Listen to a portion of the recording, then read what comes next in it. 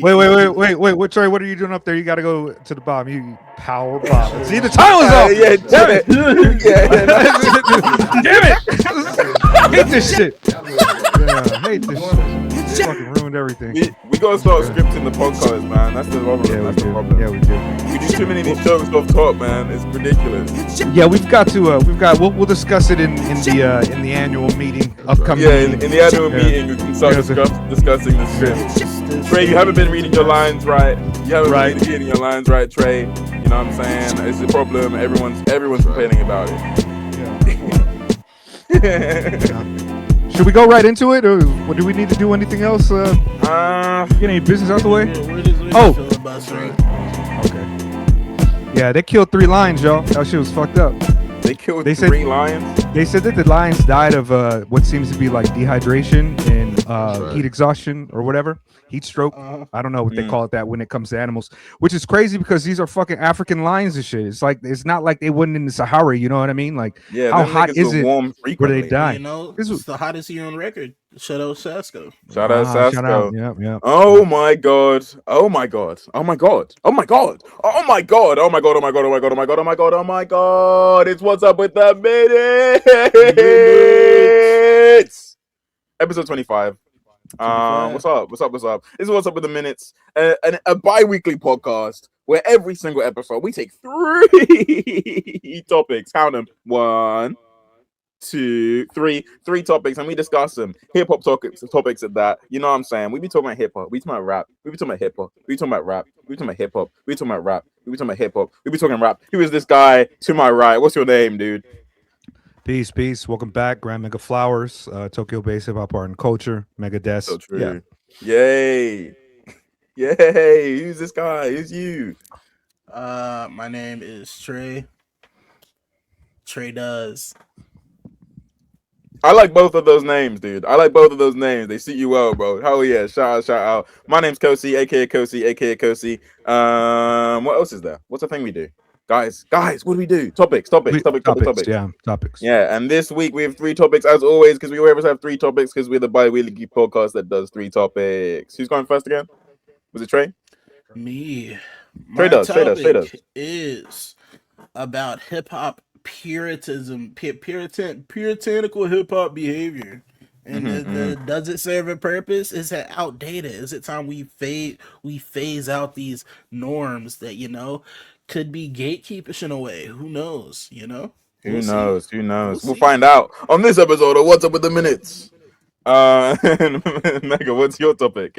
I'm on second today. I'd like to talk about the relationship of largely like the Islamic traditions within hip hop that emerged through the Nation of the Gods and the Earths, and a lot of the kind of Afrocentric stuff that comes along with that is alarming to me. How many people have God in their name these days, and how disappointing sometimes it is to listen to these people's with those how can I say beliefs. As a former 5%er, I'll be tackling this topic. Well, yeah, we need less gods. You're saying you're a traitor? Go. No, I'm like a Pokemon that this is not even my final form yet. I'm just evolving. Yeah. So right now you're approaching traitor, is what I'm hearing. Yeah, that's right. Right. I'm gonna go full traitor once we sell out, and this podcast becomes like an anti-black podcast where we critique all the respectability politics and things wrong with the black community. Once it turns completely into that, 100,000 followers and that Patreon's up, that's when I'll turn to my final form. Full grift mode, anti-black. True. Yeah. And my topic is live music. I'm just very interested in how, like, both our relationship to live music and also how we've. What was I saying? Oh, it's gone. Oh my god, it's gone. Come on, does have a topic this week? No, I do. I promise. I like there he is, messing up her lines. Didn't read the script right. Yeah, It's fucked up, man. This is why everyone's kicking me off the show, man. That's why everyone's kicking me off the show. Yeah, so I want to talk about live music, and just the way we interact with it. You know what I mean? The difference between how we interact with live music and how we interact with the music we're listening to the day to day. You know what I'm saying? I think that the studio recorded experience differs from the live one on purpose, and they both have different purposes that we can explore. So we'll get to that. And previously, Mega mentioned when we get $1 million on something called a Patreon. He's like, when we're gonna sell out and all that stuff. And like, as much as we would like to do that, I feel like we should inform the people of how to get us to that point. You know what I'm saying? Right now, we don't have that $1 million Patreon fund, so we're trying to get in that direction. So Trey, could you please like inform the people and the folk and the people about the Patreon thing we're doing? Yes. If you want us to sell out, and if you want to start hearing ads during your weekly, bi-weekly What's Up with the Minutes broadcast, you should become a patron. When you become a patron, you get such benefits as getting the episode early, up to a week early, getting extended episodes. We're gonna do this new thing. It's called a song share. They don't know it yet because they might have forgot, but we all have a song that we're gonna share this week. We all have a song we're gonna share this week after the show. If you saw it last week, we were nerding out over Markami. You know, we're all gonna share a song and talk about it, and discuss it, and talk about love for hip hop shit. That's Yeah, people love when we do that. People love that. So become a patron. Become a patron. Support us, and you can be one of the people that get shouted out, like these people here: Uncle ZZZZ, Gene Wilder, Yalom, TJ, Mai Tai, Wet Sticker, Redon, Paul Hurdle, Gavin, Devil May Swear, Alex Pennington, Nago, Stilo, Zoom Zoom, Keith, Fick, said it's gonna rip my man, Caden, Evan, Secret House, aka Mega himself, Bleach Alternative, and Dano from Free Music Empire. Hell yeah, man. Shout Hell out. yeah, dude. Yo, shout out those folk and those people and those folk. You know what I mean? Their money is appreciated. Their time is appreciated. You know, we love those folk. A lot of those people are people who we communicate with frequently and by means of Discord. And you can communicate with us too, also by those means of Discord, dude. We have a Discord link in the description. Join that shit and conversate. You know what I'm saying? We did this podcast because you like talking about music. Oh, exactly. You can also communicate in the comments as well, bro. Leave a comment. Like the video if you're on mobile, hype the video, show some love, bro. Show some love. So true. We the last real niggas left. We the last real niggas left. You don't want us to go extinct. It's crazy. They've been killing the real niggas left and right, bro. The podcast specifically. I've watched it. Podcast getting slashed, and we're the last one standing, big and strong and huge. And I'm telling you, we could be on the way out if it's not for you guys here, man. This is a call to action. We're gonna die.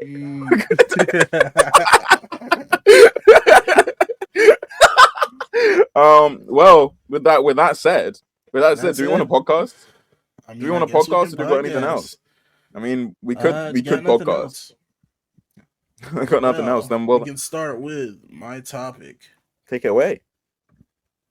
You know, in hip hop, there's these puritanical, let's say, tropes that are typically upheld in the genre and the culture, you should say.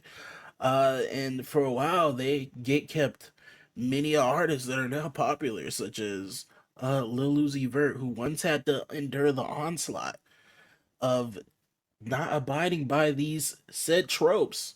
You know, it could be things as simple as don't sample this way. You're sampling wrong. You have to sample from physical only, or you're not doing the real hip hop beat making thing. Shit like that. And then, you know, ridiculous people are getting tired of it. People are getting tired of it. They're like, man, we're in this new age, this new era. Making music is as accessible as ever. Why should I need these rules? Why should I have to stay within the confines when I can just get it how I live? And I think an example of this, more of note that I was thinking of recently, was we all know the XXL freestyle, right? The cipher. You know, it used to be a thing people looked forward to. You performed a freestyle. Everyone was like, yo, this is sick. You performed the cipher? Oh, this shit, it's some real rap shit. Everyone knows XXL cipher hasn't been good for a while now. But this has been one of the few years where, you know, because the artists now they aren't as real rap niggas, you know, quote unquote. I did quote when I said that. They're more like, you know, the more contemporary artists who are inspired more by Lil Uzi Vert, and they do not see value in freestyling as much. And I was actually seeing people this year be like, it's not the fault of the artist, it's the fault of the format. This format, they shouldn't have to freestyle. That's stupid. What's a cipher? Nobody cares about this shit. It's not their fault. They can't freestyle. They can't rap on the spot. They can't perform live. So is that true? Is there substance to that? Do we still need these parameters, so to say? It's a good question, TREDOES. It's a good question. I actually, I actually really like this topic. I really like this topic for a lot of reasons because it's like when it comes to specifically the cipher thing you brought up there of the double XL and stuff like that. It's like on a mainstream bigger level, the kind of uh the kind of push away from those traditional things has been a thing critiqued for ages. You know what I'm saying? The traditional rules of what hip hop is and isn't has been at odds with the mainstream and what actually succeeds and is able to be pushed to a wider audience than the hip hop audience that we like associate ourselves with, or not ourselves with like the hardcore hip hop fan base of like the 90s or the 80s and stuff like that. Like the things that have broke through that audience and reached a mainstream level have been things that have like kind of subsided and just like skirted away from those traditional rules. You know, you see the like advent of like club rap and shit, like, and how like T-Pain and them lot were moving and stuff like that, and how that contrasts with the ways hip hop began and stuff, and how that gets critiqued because what T-Pain's using he's using fucking auto tune and and what rappers don't do you know what I'm saying? Hip hop is dead. Yeah, you know, it's like that kind of topic and like talking point has been around forever. The kind of ideas of what a hip hop rule is and what the use of it is has been around forever and has continuously changed. And I think in the current era where we're so divorced from I would say very divorced from the origins of hip hop, I feel like the state we're in currently is a very different thing than how hip hop began. I'm not saying that's be a negative thing, but we've definitely moved in a very different direction. So when we look at in double XL cipher, we're kind of wondering like what place do those old rules have in the thing that has transformed massively from the origin point, you know? So when we ask, should the XXL cipher keep the freestyles? What I feel like is a more important question is, what are we even doing the XL ciphers for? You know what I'm saying? What are we even doing double XL for? Like, who are we doing? Who are we bringing these freshmen for, if not to celebrate the evolution of hip hop? You know what I'm saying? I feel like we're bringing in the new folk. And if we're gonna bring in the new folk, we got to accommodate what the new folk are doing. But I also think and can understand that saying maybe the new folk should be more in line with how the old folk were occasionally / sometimes. Yeah. Mega, what are your thoughts? I'm trying to like spin the topic around in my head a little bit and see how it lands for me. You know, one of the things about this is like a lot of hip hop culture now is based upon fandom, and since it's fandom, it's not necessarily occurring using the same type of, you know, traditions that we used to have. Like the cipher was important, and maybe we'll get more into that when we discuss like the live music aspect of our topic, your topic at the end of the show. But you know, the cipher was important. It was a fun way for people to show their styles and show spontaneity, and it was supposed to be fun. But also with the way that the culture is shaped now, what we have is a bunch of like legacy media, and we have a bunch of people who are older, who are shaping the hip hop narratives and discussing the hip hop narratives.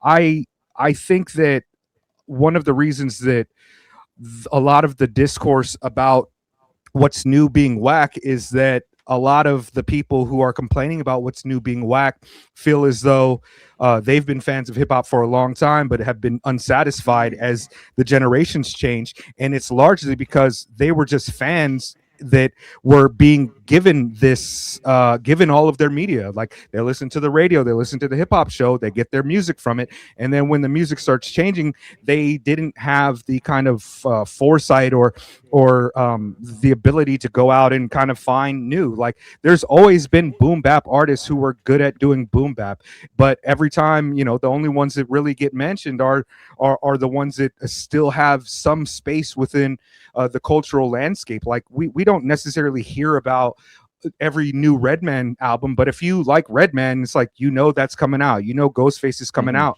The issue is like there's just generally a disconnect between what the culture could potentially be, especially now because it's so wide. There's subgenres for everything. There's different approaches to everything. Yet the kind of media, like the people who discuss these things, kind of lump it all into one little space.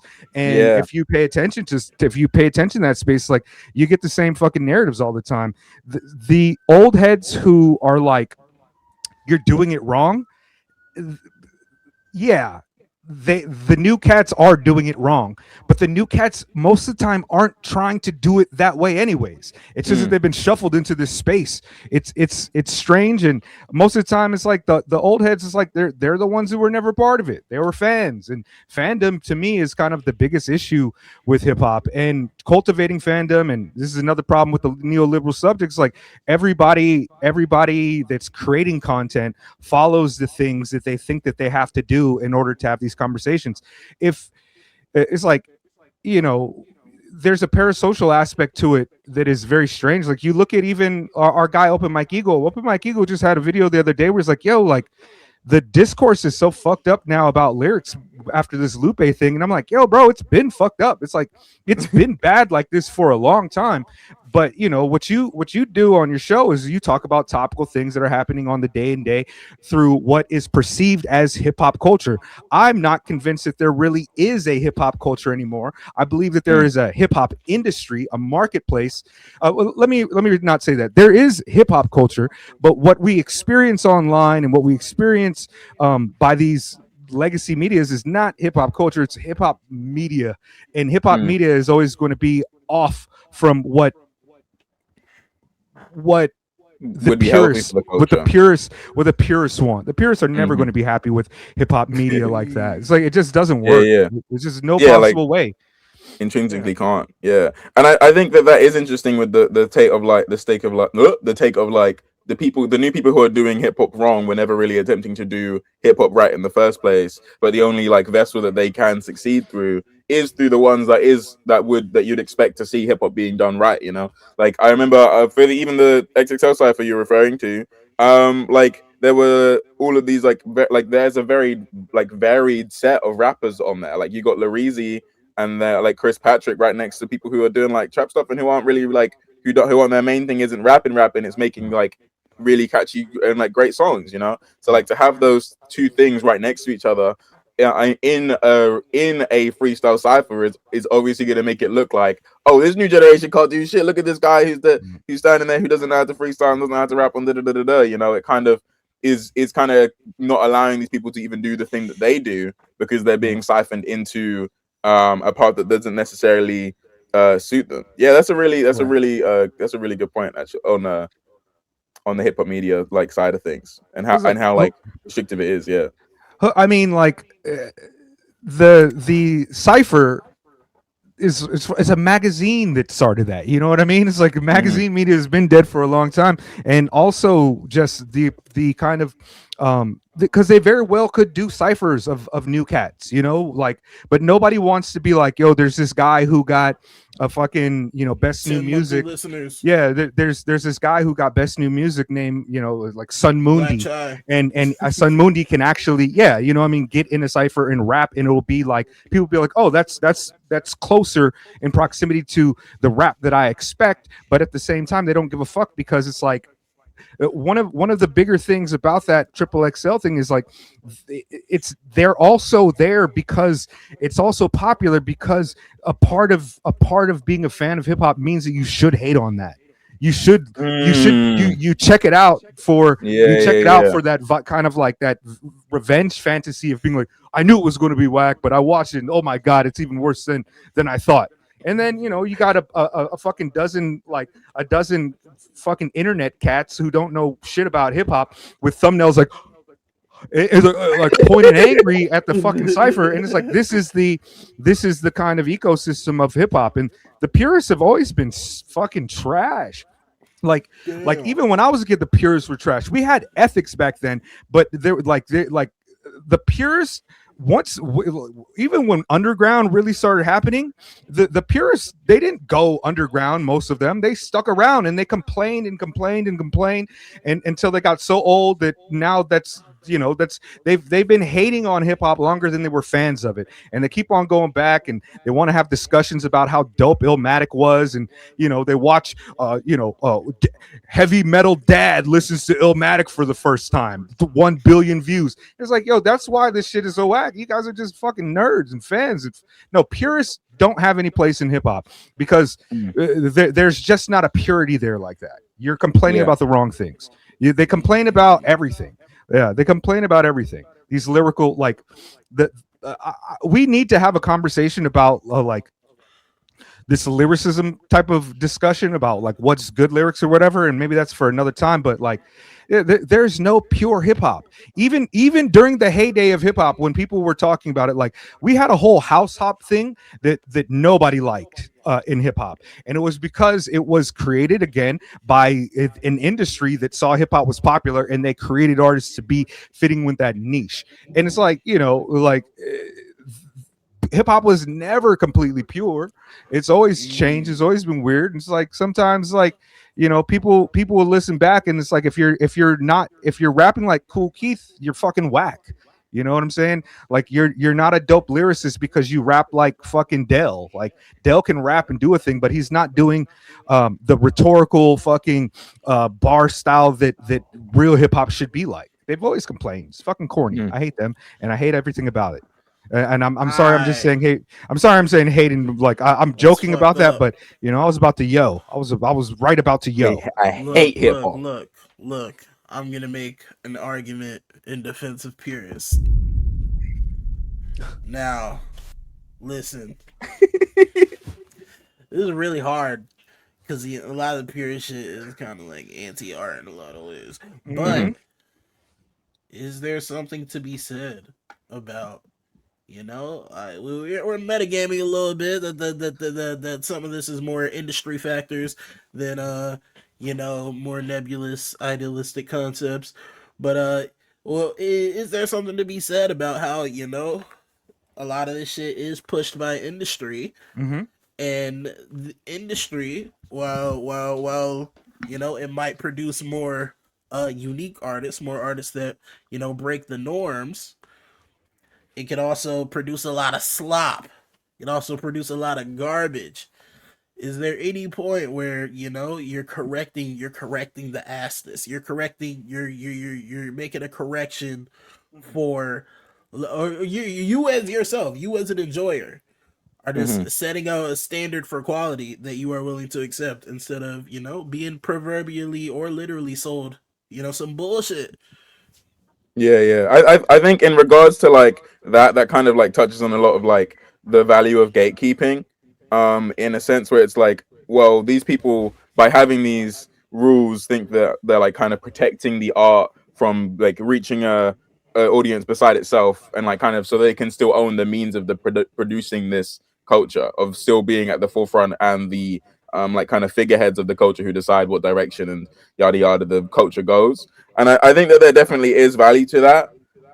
It's definitely very difficult to kind of even imagine because that battle was lost. I think that's one thing that I really struggle with, is like when it comes to imagining hip hop like as a thing that is gate kept and like should stay being these people's culture and yada yada and that stuff, like that fight was just complete. Like it's just not existent. It can't exist. It's already so far out of containment. We gotta let white people have their takes now. You gotta have like, you gotta let the white people say nigga. We gotta deal with it.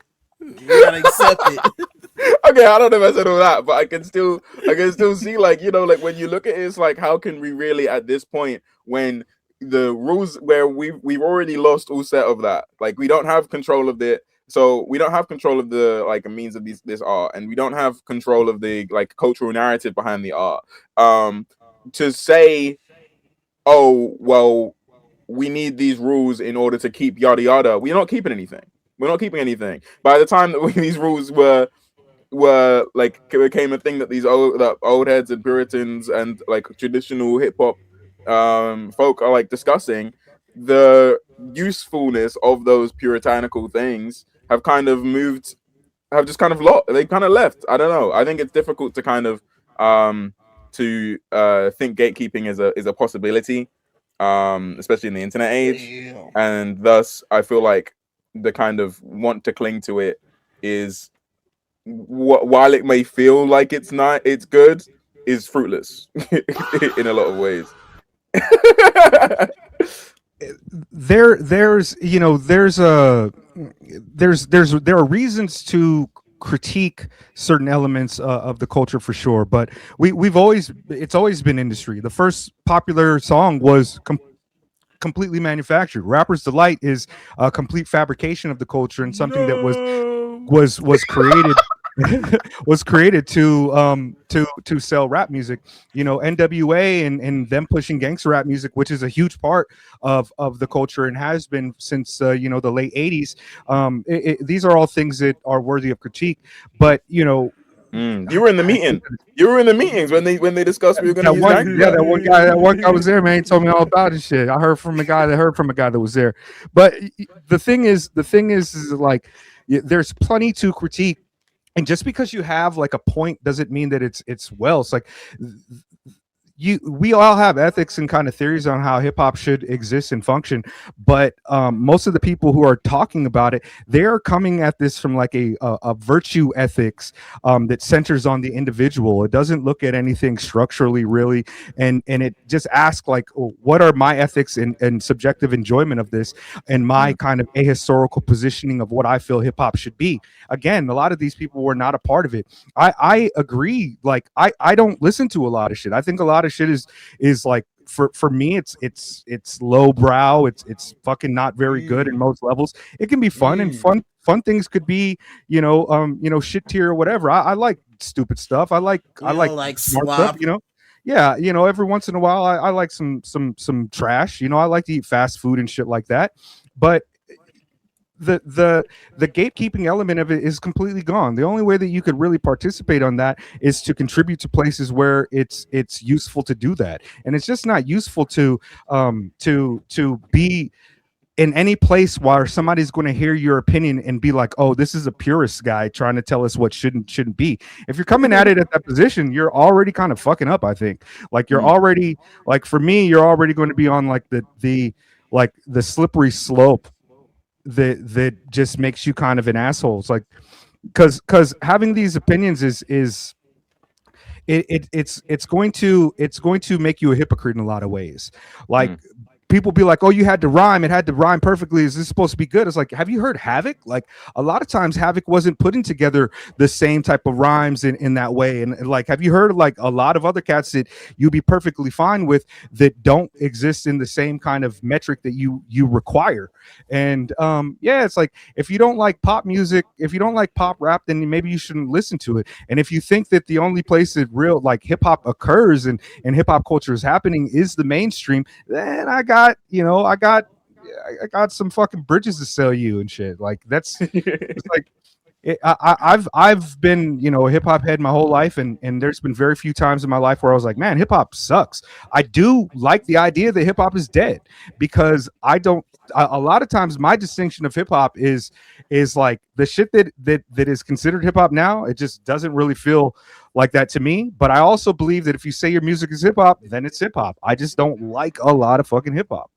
Yeah, and I like even though I don't tap into, you know, Flo Milli and all these other cats like that, it's like, yeah, it's like, I appreciate what they do. A lot of that shit is super catchy. But again, like, I don't shop at Forever 21 either. And you know, there's a lot of shit I don't do because I'm smart enough to know that it's not like that. Ain't nobody watching the fucking the double XL, triple XL, whatever it is, double XL cipher. Like, I'm not watching that shit. I haven't watched that shit. I'd be surprised when it come around. I'm like, I don't care about this shit. I remember when Designer was on, it was like, ugh. Like, who would ever do this? It shocked me this year. I've been usually, I'm like vaguely aware it exists. This year I was blindsided by it.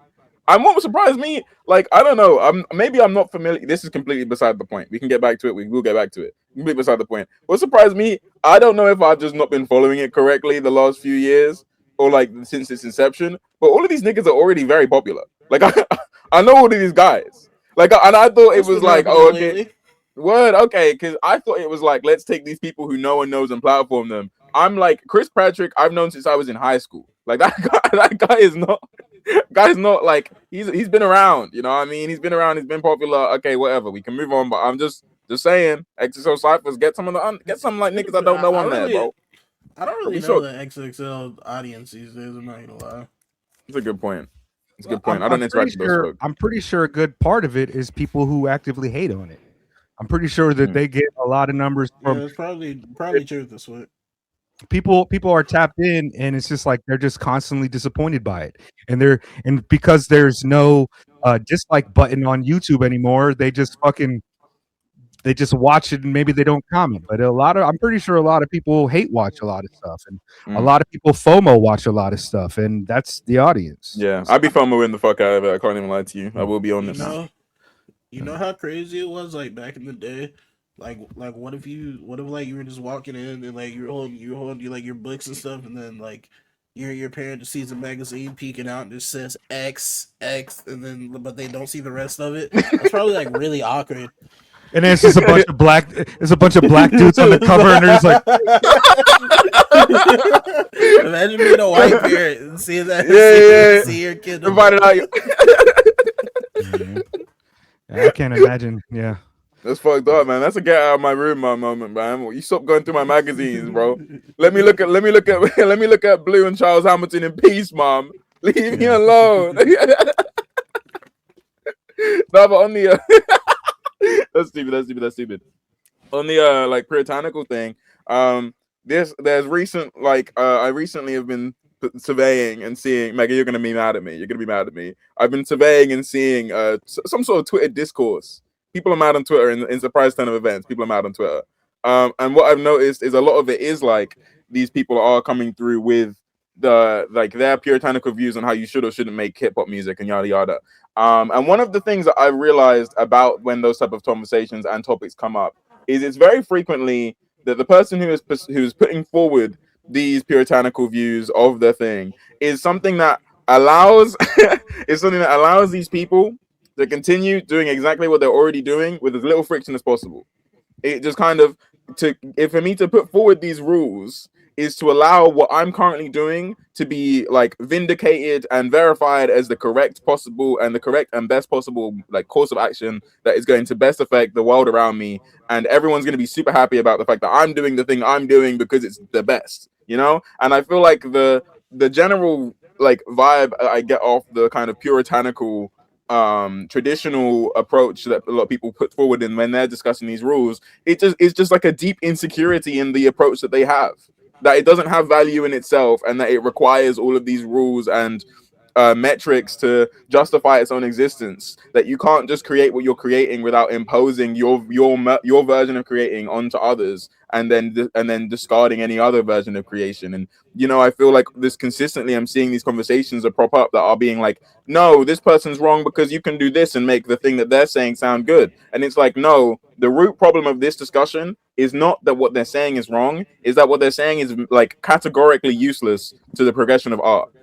I don't feel like someone coming online on whatever platform they want to go on and saying that there's a certain website you cannot use to sample is ever going to critique, to help hip hop. It's not. It's not. Go on, Trey. Are you referring to someone specific? It's come up a few times now. I'm just a little confused. Like it feels like starting. Hey! Don't accuse me of anything. Don't accuse me of anything. Oh, my bad. I don't know anything at all, bro. Don't put that on me. Don't put the evil on me, bro. for no reason at all. I just want to say I really fuck with Canadians. Me and the Canadians are tight. I got no problems with y'all, so don't worry. Megan. Megan, who's your top 3 Canadians? Go. Wow, you don't fuck with any? Okay, well, I'm thinking. I'm trying to be real legit with it. At least gonna say real said, no one. Don't blame me, bro. I get it. When I went Canada, I came back with I met Zangro, the legend, and he gave me a little tub of maple syrup. That's my favorite Canadian. No one else be doing that. No one else gave me a tub of maple syrup the whole time I was out there. So that's the you know, only I'm just real saying. Canadian. That's the only real Canadian. All the rest of y'all are posers. Just gonna put it out there. Just put it out there. You guys are posers, purists, traditionalists, and insecure, and I hate all of you. Damn. Wow, that was mean. What the I'm fuck? sorry. I'm sorry, Trey. Sometimes I gotta let out the hatred real quick, man. This is what's up with the minute to keep it real. No, listen, humor me this. Humor me this. Could we revive gatekeeping by having a hip hop cultural revolution, word to mouth? What does that even mean, Trey? What does it even mean, Trey? Cultural revolution, but for hip hop, bro. I can't even picture this. Well, I mean, we might have to kill every single exec ever. We gotta kill all the execs, and then we got it, bro. Yeah. Then we gotta. Then Boom Bop can finally return. We gotta kill Charlamagne. We gotta kill Funk Flex. We gotta who else? We gotta kill Joe Flex? Budden. Okay. I'm sorry. We need a new slate. Oh, Funk's got to go. Sorry. Yeah, Funk's got to go. No, you know the problem is also it's not just you know it has to be a complete ideological shift, man, because even people who are, you know, good hip hop heads and smart and brilliant, like Open Mike Eagle, like Justin Hunt, they're smart and they're brilliant guys who have been a part of hip hop culture, the hip hop history, but those guys also talk about, you know, new Drake albums and stuff. Not so much Mike. You know, Mike is probably about the best that I can imagine that we'll ever get from somebody doing some shit like that. But like Justin Hunt is consistently talking about pop culture things. It's like the revolution has to. It's not going to happen in America. You shouted out Mal Wright. So this is like a Trotskyist thing. It has to be a permanent revolution worldwide. We just got to get like it's the social media elements of it is just gross, and it's just not happening, man. Like you almost have to liberate.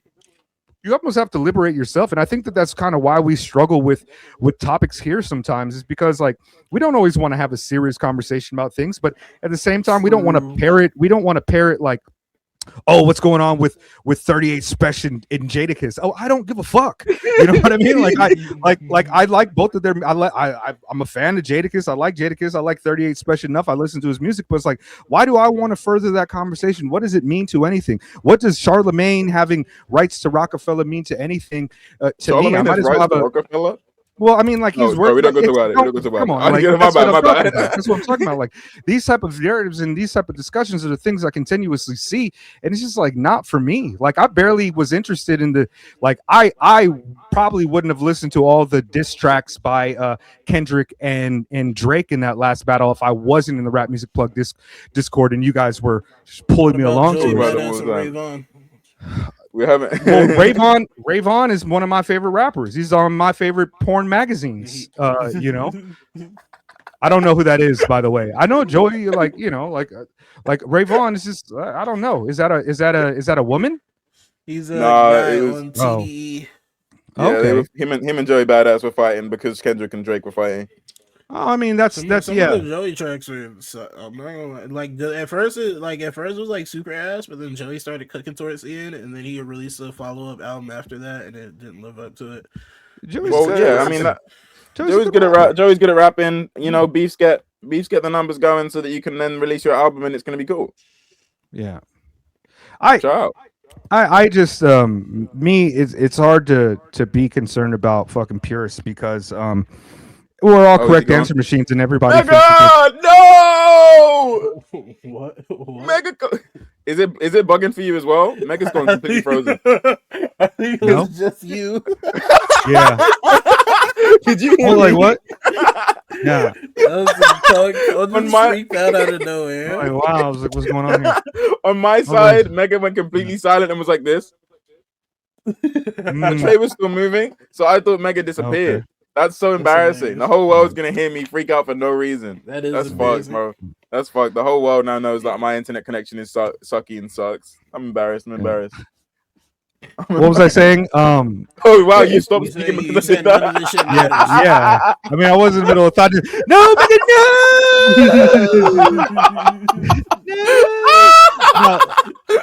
No, but you know, I personally just don't care. Like to me, a lot of the complaints about hip hop culture and what's wrong with hip hop culture is very similar to like the male grievance culture. It's like, dude, you have everything that you could possibly want, and still you just complain The male incessantly. loneliness Like epidemic. it's like, you know, it's like it's a response to like the identity is what's being emphasized here. It's like you've put so much in your identity and what you think it should be, that anything that happens, like, and you've had your way for such a long time, that anything that happens that's different, you feel as though it's like an attack on you. It's like male grievance culture. It's like calm down. It's like, You're right. yo, you get a fucking Ghostface album every year. Who cares if Ghostface isn't the top selling artist? Who cares if your favorite, if Joel Ortiz is not getting a fucking Grammy? Just listen to the fucking music. Why does it matter if they get a Grammy? You vicariously want them to be the big, like, it's like, it's the same niggas is arguing about like, why did Eminem get a 4 and a motherfucking Pitchfork? It's like, niggas don't, come on, man, it's crazy. Nigga, you're right, and since you're right, I have to do the thing nobody wants to do. I have to defend Nicholas Craven. I don't know, like, what. No, I like his beats. listen. They're fine to me. I don't get it. Listen. See, I'm not online. I don't know what's going on. Listen. Nicholas Craven said you can't sample from YouTube, or you shouldn't sample from YouTube because the sound quality isn't that good, and sampling from physicals is better. A lot of niggas felt some type of way about it. You know, some of it was supposedly built up resentment, but I was looking at this shit and I was like, nigga, y'all gotta get a grip. Y'all freaking out. Trying to do a dissection of this nigga character. I mean, I don't know. Maybe this is some shit. Maybe I'm in the wrong. Maybe I don't know enough. But goddamn, bro, you can't be. It's hard for me to believe y'all actually got investment in this shit, and you're not just like mad about some other shit, and you want to like find a reason to get mad on Twitter, bro. I'm not gonna deny it. I'm mad at a cumulative amount of things. No, we back on that mouse shit. Yeah, the contradiction between productive forces and relations of production. So yeah, the productive forces are the principal interest. So he's fighting for us, Nicholas Craven. I didn't know that you were down with the crown. You know, the hammer and sickle. Let's go. Yeah, more important topics. Go on. Should straight women date bi men? Is that also Nicholas Craven? Are we defending that? No, bro, Jay, bro. Jay, bro. My impulse is that you know, just Megan, be careful what you say. What you say here could. No, I'm just gonna be real honest about it. It's like they can date, people can date whoever they want, but I think that there's an element of straight women who are not likely to want to date by men because they feel that it's emasculating. Yeah, it means that man is but it depends too. If you're a power bottom, you know what I mean? Yeah, if you like they might be upset if they're a power bottom. You know. I don't know if that joke made it into the episode, but yeah, that was a joke. That's a really good point. Yeah, like, okay. Well, I was listening to the minutes and then was talking about Trey being a power bottom. Well, I was like, Co's just outing my preferences for no reason. Wow. My fault. For the listening audience at home. No, don't explain it. Don't explain it. We just move on. We'll take that at face value. Yeah, true and real. Wait, Trey, you previously mentioned like some sort of like revolution, correct? Like we need a cultural revolution within hip hop.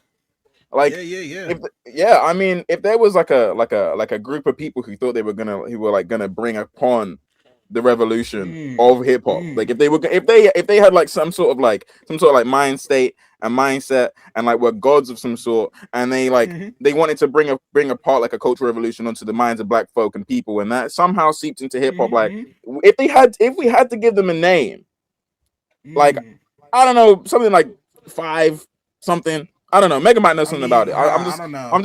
I'm putting it out there. Megan might know something about it. I would call it 3/5 percenter. That's what I would call it. I would call it 1/20. What? Yeah, that's dumb. Go on, Megan. You can do your thing. Was that the transition to my topic? Yeah. All right. Power bet. Yeah. So as let me just kind of lay out a couple things before we get into it. First and foremost, I appreciate all my Islamic homies who are on their deen, and all the cats who practice that belief system.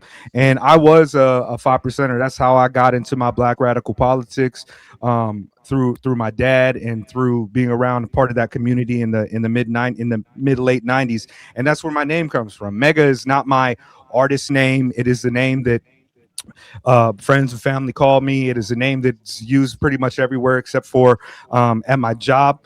And yeah, so this is kind of an important topic to me, and one that I feel that I can at least critique without being sus, because I was born God in 1998 and shit. So I wanted to do this topic to talk about how pervasive 5% kind of sprinkles are in the community. Also discuss a lot of people who use the rhetoric and put forth that idea that they are, and also how intertwined it is with this kind of new age spiritualism. And one of the things that I think is important to talk about is how the kind of black radical movement that was the Nation of the Gods and was the Nation of Islam have changed very much since the end of the civil rights movement into the Black Power movement. The Nation of Islam right now is essentially a reactionary black nationalist group that are capitalists. They don't preach anything against their politics of black struggle are completely divorced from eradicating capitalist hegemony, and I think that those things are also some of the reasons why I feel that this ideology in rap is so weak these days. But what I was thinking when I wanted to discuss this topic is how disappointing these people's politics are and the things that they say in their music. You listen to an artist who is a 5%er, like Lord Jamar, one of the dumbest people that I've ever seen on the internet with his flat Earth shit.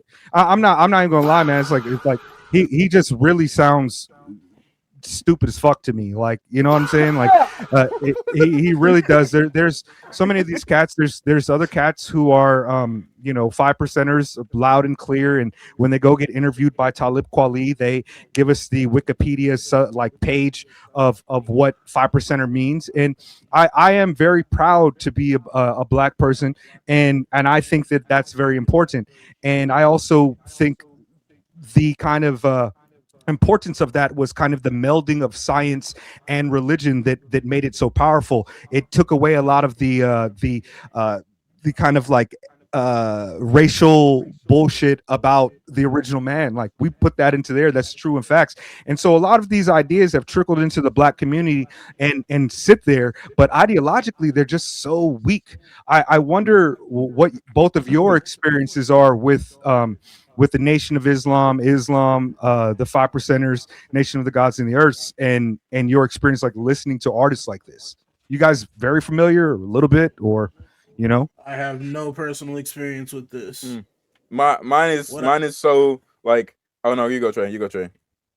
I was gonna say, what I do have is experience with niggas who try to replicate it very often, that aren't very serious about it, and that was communicated vicariously, or at one point in time it's kind of distilled through, like, being an earthy Negro TM sign, but it always felt half baked, and it's probably because, like, to what Meg was speaking of, how like it kind of doesn't really represent any radical politics at this point in time. It was probably more like the downstream effects of that. But it was like always meant to be vaguely pro black, so that's why it was just something you ran into very often. It was usually something like fucking older relatives, and they would come around to you and be like, "Hey, you gotta be on your shit. This is this," and then you're like, "Nigga, you're an alcoholic." you sell drugs to the community. The music you talk about is extremely violent against other black men. You know, it's like there are artists, and this is kind of one of the differences too. Like I love my man Akil. You know, he's a Muslim brother, and he be on his deen. You know, he do Ramadan, he practice that. Most of the time, when I encounter people who are Islamic, you know, they practice, and even people in the nation of Islam, most of those cats be on their deen. But especially the nation of the gods and earth is a much different story. But the Islamic cats be on the deen. Cats like Odyssey, you don't listen to Odyssey's music and hear a lot of antisocial rhetoric, selling drugs. You know, sexualizing women, or any of the kind of things that you wouldn't want to talk about with your grandma and shit. You know what I mean? Like, uh, it's strange how in so many ways, like the nation of the gods and the earth has become like this kind of nebulous thing for black youth and black people that is more just like like I know we get like like, you know, he's a hotep, and we get some people who are like really far into the Afrocentric new age conspiracy theory spiritualism, but even at the base level of just like the 5%er who just likes to sprinkle it into their lyrics and call themselves God like that, it's like, you know, it's a very kind of like strange approach that they have with their politics. I'm just tired of it. I'm so every time I listen to a rapper who's a 5%er, it's so irritating to me. I can handle the new age spiritualism and Afrocentric kind of nature that Elucid does, you know, because Elucid really does sprinkle a lot of that shit in. But sometimes when I listen to Blue, it's a different story, because Blue actually would try to make it seem like it's politics. That Africa album that he has with Knots, it is just kind of the most neoliberal bullshit Afrocentric nonsense that I've ever heard. It's a completely kind of it's like it's that, but it's like, you know, it arises in so many ways. It's like it's developed into this kind of pathology in black culture, and in a lot of ways it's the extant result of like outsourcing the problems of capitalism and things into like black men themselves. It's like you got to get on your deen, and it's like that cultural depravity that they feel like they've rose above is like made them a great person as an individual and against the structure.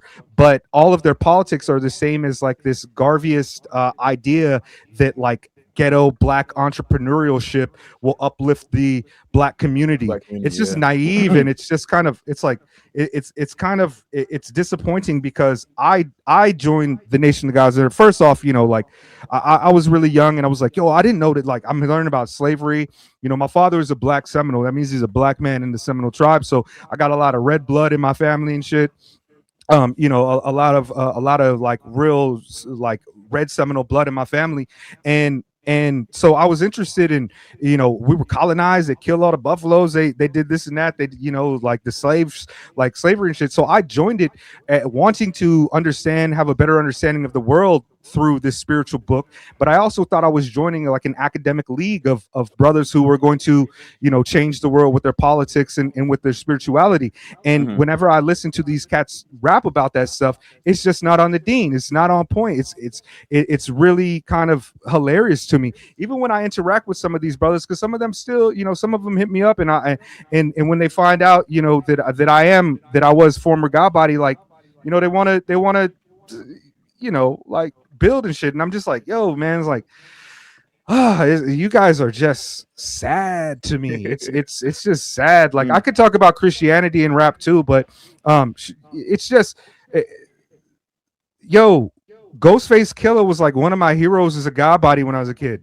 He won't even talk to his son, I think, his gay son, or maybe a trans son. I'm not sure what Infinite is. I don't know anything about it. I've only heard it secondhand that like Ghost just doesn't have a relationship with his child. It's like, and I understand that could be like a religious aspect too, but Ghost ain't even coming up from that. He coming up from like old New York, stubborn, like masculinity, fucking gangster shit. It's weird. I don't like it.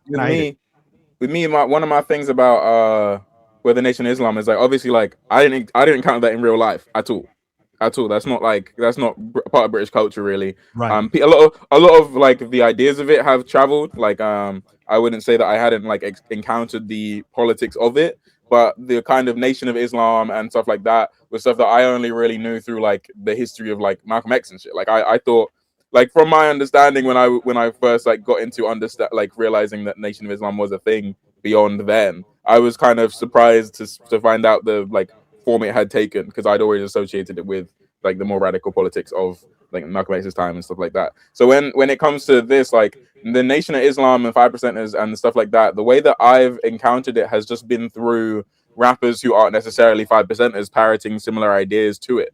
You know, and man, like those ideas are like kind of entrenched, from my understanding, in like the neoliberal black politic. You know, kind of that thing is a deeply is like a deeply there, and like all of the conscious rappers you listen to are spouting this like things very similar or adjacent to the Nation of Islam and 5%ers, whether or not they're actually a part of those groups or whatnot. You know, Even the so like from whites. yeah, yeah, even the whites. So from my perspective, seeing that, I didn't necessarily have a name for it, but obviously, me getting into hip hop, I was listening to a substantial amount of conscious hip hop. So I'm hearing these politics all the time, all the time, all the time. And at the time, I didn't really question them that much, or like whether the validity or use case of them. But I was looking at it like, yeah, I mean, I guess that sounds pro-black, you know. And I think that that's one of the most powerful, I guess probably one of the most powerful issues of it is on it's a very agreeable. It's very like you hear it and it's like that sounds like it's probably good for black people. It Yeah. sounds like you saying that black people should put down their weapons and go like help out their mom bring in the groceries as like a baseline politic that sounds What really if I do great. both? Yeah. You know, like if you say that in your raps, it sounds like, you know, you're enlightened. You've come to Yeah. a grander conclusion than the dumb idiot Negroes who are doing the dumb idiot Negro music. You know, you can seem like that's a thing that you're actually pushing a vital and a progressive politic. But Yeah. in truth, a lot of those people are just saying the thing that they heard. You know, and I think that that's one of the main tenets of the trickle down 5%onomics that I've heard is just like everyone's just like saying the thing they've heard, and it's not necessarily any leading to any progression, and it's not trying to lead to progression. It's just trying to say things that they hope like the right audience will hear or whatever. It doesn't make any sense. It doesn't make any sense. It's dead end. It's from what I hear, at least. I don't know enough about it, obviously, because it's very much not around me. And from what I've heard, it doesn't sound like the politics would do me much good. So I'm not the biggest like knowledge fountain on 5%ers and that whatnot, but I definitely see it, and I'm like, I'm I I'm think pretty sure there's I'm pretty sure if you Google it, the AI description will be the exact same shit you could ever possibly learn from Lord Jamar. It's like I remember like growing up, like as I Gemini, was bro. in it, we used to get the books, like we used to get like we used to have CDs where somebody was just like whose God is responsible, who are the Canaanites, and we would have all this deep plus degrees and all this knowledge and stuff. And I've never heard a public 5%er or like anybody who's like, I'm a 5%er, you know, call me God, I'm black man is God. I've not yet to hear one that was a rapper say anything that you couldn't learn from the Wikipedia page, because there's a lot that is not on that Wikipedia page, like the 4 parts of a woman, and you know, like now these niggas don't even believe in the cosmic facts. It's like, how you a flat earther? You know what I mean? It's like it's just insane to me. It's just insane to me. The way it functions, and I have to admit, like there's a lot of name tropes that I don't like. You know, like little this, little that. It's like, oh man, everybody's a little this, little that. But the God is one that I really, really fucking just every time I see him, like, ugh. Like, okay, the only one I like is you know, old grape God, and that just doesn't feel, you know what I mean? Like, I don't I think don't it's know, like, related. yeah, you know what I mean? Like, I don't think he's out there. Like, it's just really silly to me, and I also, yeah, I don't know. I'm generally I'm very kind of dour and not big on like I like people that can have religion. I think it's perfectly fine, but most of the time when I talk to somebody who is spiritual or religious, um that's not like a Muslim. At least the Muslims I know be on their deen. They read their books. They practice it. A lot of them do. A lot of them don't, sure, of course, but they usually ain't drinking. They usually doing around, you know. I But when I mean, meet people who are spiritual, stuff like that, it's just like, oh man, you are ideologically incoherent as fuck. And I feel the same way about these 5%ers, but they disappoint me more because what they espouse themselves to be and how they feel they should be held up in the community as examples of that. There's one great 5%er that I follow, and I've been following on YouTube for like 15 years, 12 years, maybe 15 years. His name is Atlantis Build, and he's wonderful. But you know, he's also not a radical like that. But he's in his community doing the work. He's doing everything, and it's just I don't know. I just wanted to kind of rant about how disturbing a lot of the 5%er cats are, and how fucking Yeah. like I know that it's most proliferated, and a lot of people who become 5%ers become 5%ers in jail. I understand that, and so I was like, "What are you asking?" You know, it's like, "What do you expect of that?" But the purpose of it is to level up and not be talking gangster rap songs. It's very strange to me. It's like the reverse respectability politics. So it's like it's not this like do this and the you'll be respected as a minority. It's like do this and you should be respected by black people. It's not just I don't like that. Question, Mega. Oh wait, Trey, go. You go ahead.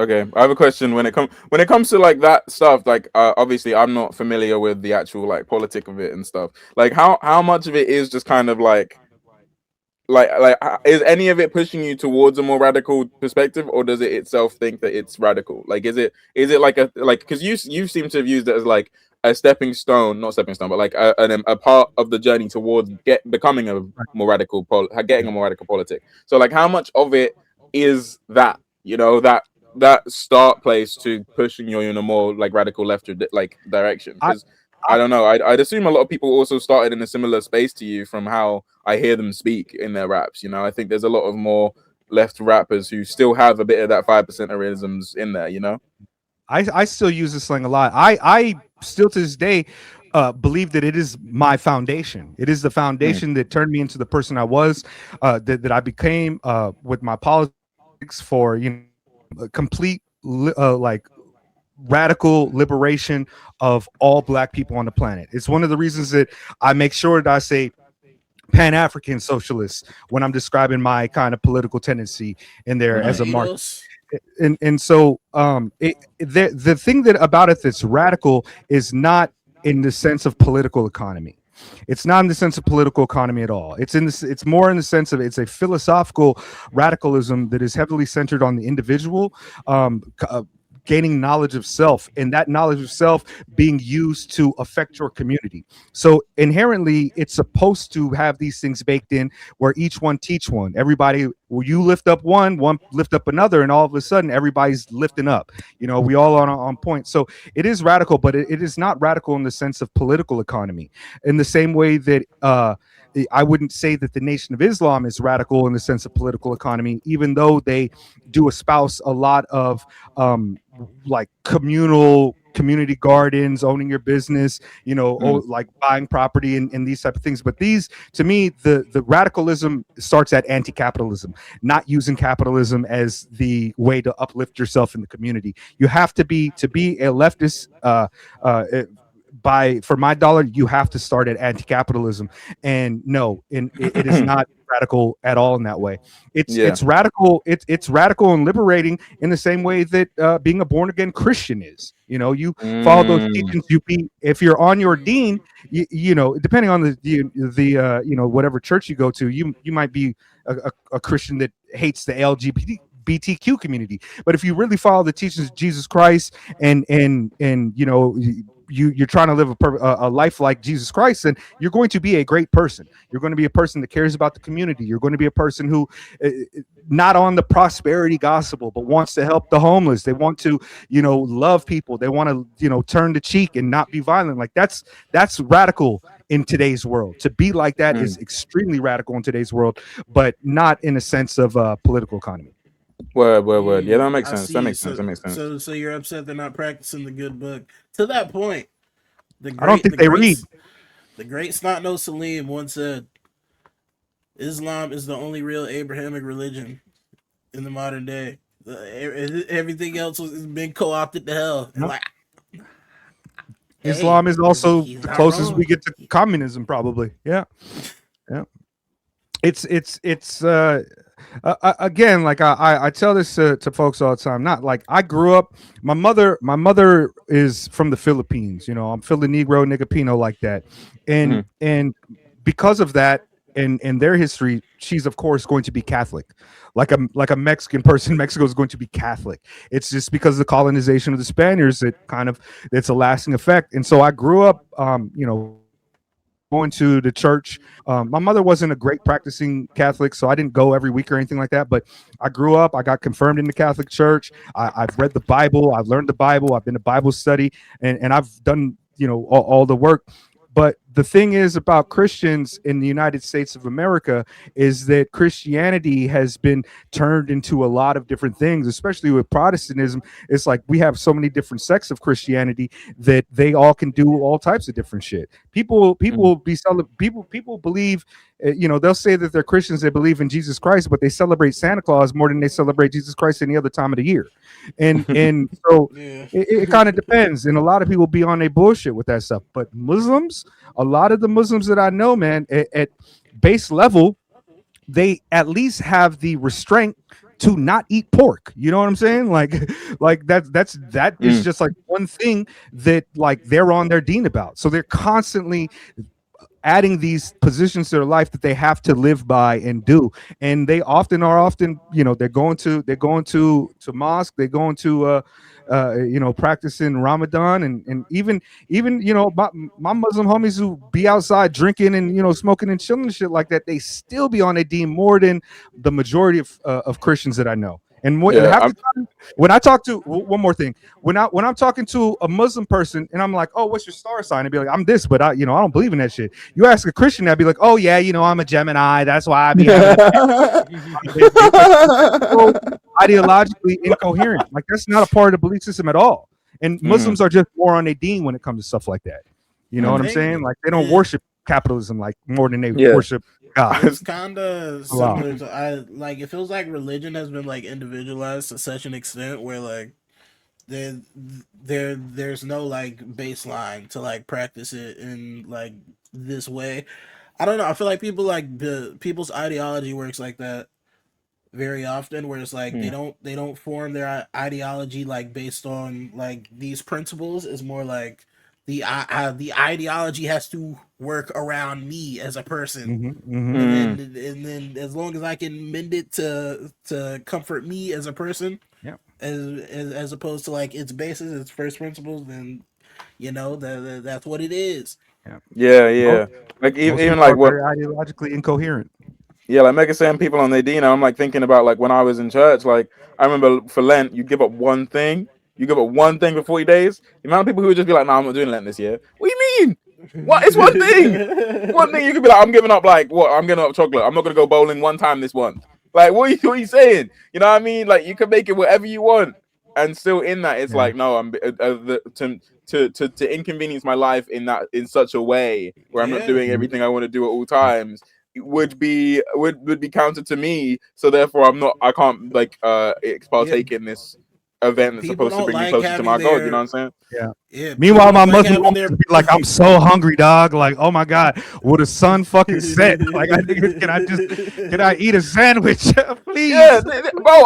I'd be at work, and these guys have been here. Like this guy rode his bike to work from like half an hour away. Then he spends the whole day there, and then he can't eat until we leave. Like when it's summer and shit. Like you know what I'm saying? Like it's crazy. No, not crazy. Obviously, I don't mean that, but I mean there's a lot of work that people are putting Whoa, in. Cole, Hey, that's fucked hey, up. hey, hey, Wow. hey, hey, hey, We're, hey, we're getting hey, we're Welcome to the hey, hey, hey. Islamophobic portion of the Fuck, podcast. fuck. No. No, but you know what I Yeah, mean? yeah, Like, yeah. I it's do. crazy Yeah. to me that there are people there's so much work these people put in to do such amazing to like be so much close to their God, and then I'll be in church and none of these niggas care.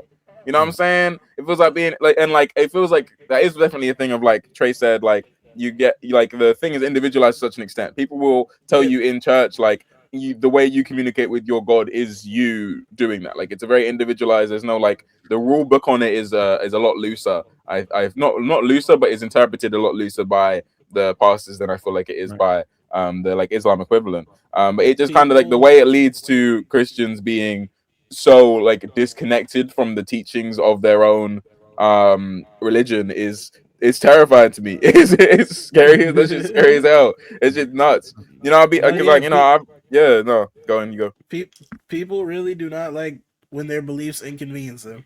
They do Yeah, not like that shit. If your belief has to like correct you at any point, niggas do not like that shit. It's it's not their belief anymore. you know, they kind of split in the church, and all the various different sects and groups of Christianity and that aspect of the Abrahamic religions. It really is like an early example of the kind of postmodern turn where truth can be anything, and you can interpret this in a variety of different ways and create a path that is coherent to you, that makes you feel as though you're still operating within the kind of the bounds of what is righteous, what is good, and what is bad. And in this kind of era of too late stage capitalism, it's extremely incoherent. Like people, we worship idols all over the place. Like it's all over the place. You put two Christians in the room, and they can't agree on a lot of things. And even it's so crazy. It's like, even if you practice and you've gone to seminary, if you've ever done any extra actual building on the work and the definitions where it comes from, which is a lot of 5%ers that I knew used to try to get towards that, but you don't never hear nobody talking about that shit in rap music. If you actually do the work, you find out, like, man, there's mad mistakes in the King James Bible. There's mad things in the King James Bible that is wrong. It's like, but everybody's just like, we got this book. This is what we're gonna do. I see it this way. You know what I mean? It's all right. I see it this way. And so they all function on this kind of like, it is very postmodern. It is a moral relativism that they function off of, that you just don't really see as much with some of the other groups. Like you don't, like, even some of the the people who the Jewish communities, like, they be on their deen a lot. A lot of them be on their deen, not necessarily the Israelis community and shit like that, obviously, but like some of them be on their deen. And when it comes to Christianity, it's very strange. Like my sister is still a devout Christian. She really believes in God and shit like that. And I've had to hold my tongue on those type of conversations, because sometimes I want to be like, sometimes I'll just say something about like bad Christians, and then the definition will include her a little bit, and she'll be like, good point. I do have a Gemini tattoo. Yeah. And then, not to say that, but you see what I'm saying? It's like, Geminis. I don't, unless you're saying to me that you are, like, your belief system is everything, and that's how the world functions, and then you just are ideologically incoherent about the shit. Like I try to be a materialist. I try to be a materialist with my belief. Like for a long time I wasn't, but I try to be. I mean, I still say, it was a I'm a Taurus, that means I got big old, hillocky bull cock, my horoscope today, said I'll come down to the herd. My great good time. It shocked me. It shocked me. But what? no, like, but again, that's like a fun aspect too. It's like, I understand that's not fucking actual at all. But you talk to some of these Afrocentric people who have a mishmash amalgam of everything that they think that is black, and all of a sudden it's like, we was kings. Like, I'll just go to Africa and speak any language. We was the gods. Like Egypt was, Cleopatra was black. It's like, yo, just because. Just like, like 2,000 years ago, it was not like a black kingdom in the way that you view it. Like, it's like Arab people have been around that area for longer than 2,000 years. It's so ideologically incoherent with a lot of shit. It's so crazy to me. And with these rappers be on that 5% shit, I'm just like, ugh, Jesus Christ. So I gotta hear you like flip some fucking part of the supreme alphabet again, like it's the fucking smartest thing ever. Like, come on, man. I don't know. So, yeah, well, that was what's up with the religion. That was what's up with the religion. No. Mega's topic was fuck black people, fuck Christians. I only fuck with Muslims. That was his topic. Word up. We're rocking with that. We're cool You with know what that. I mean? Tough. I'm not going. I'm not going to lie, Cole. Every time you start the podcast with "Oh my God, oh my God, oh my God," I'm like, "Oh my God!" Like I hate, I hate God.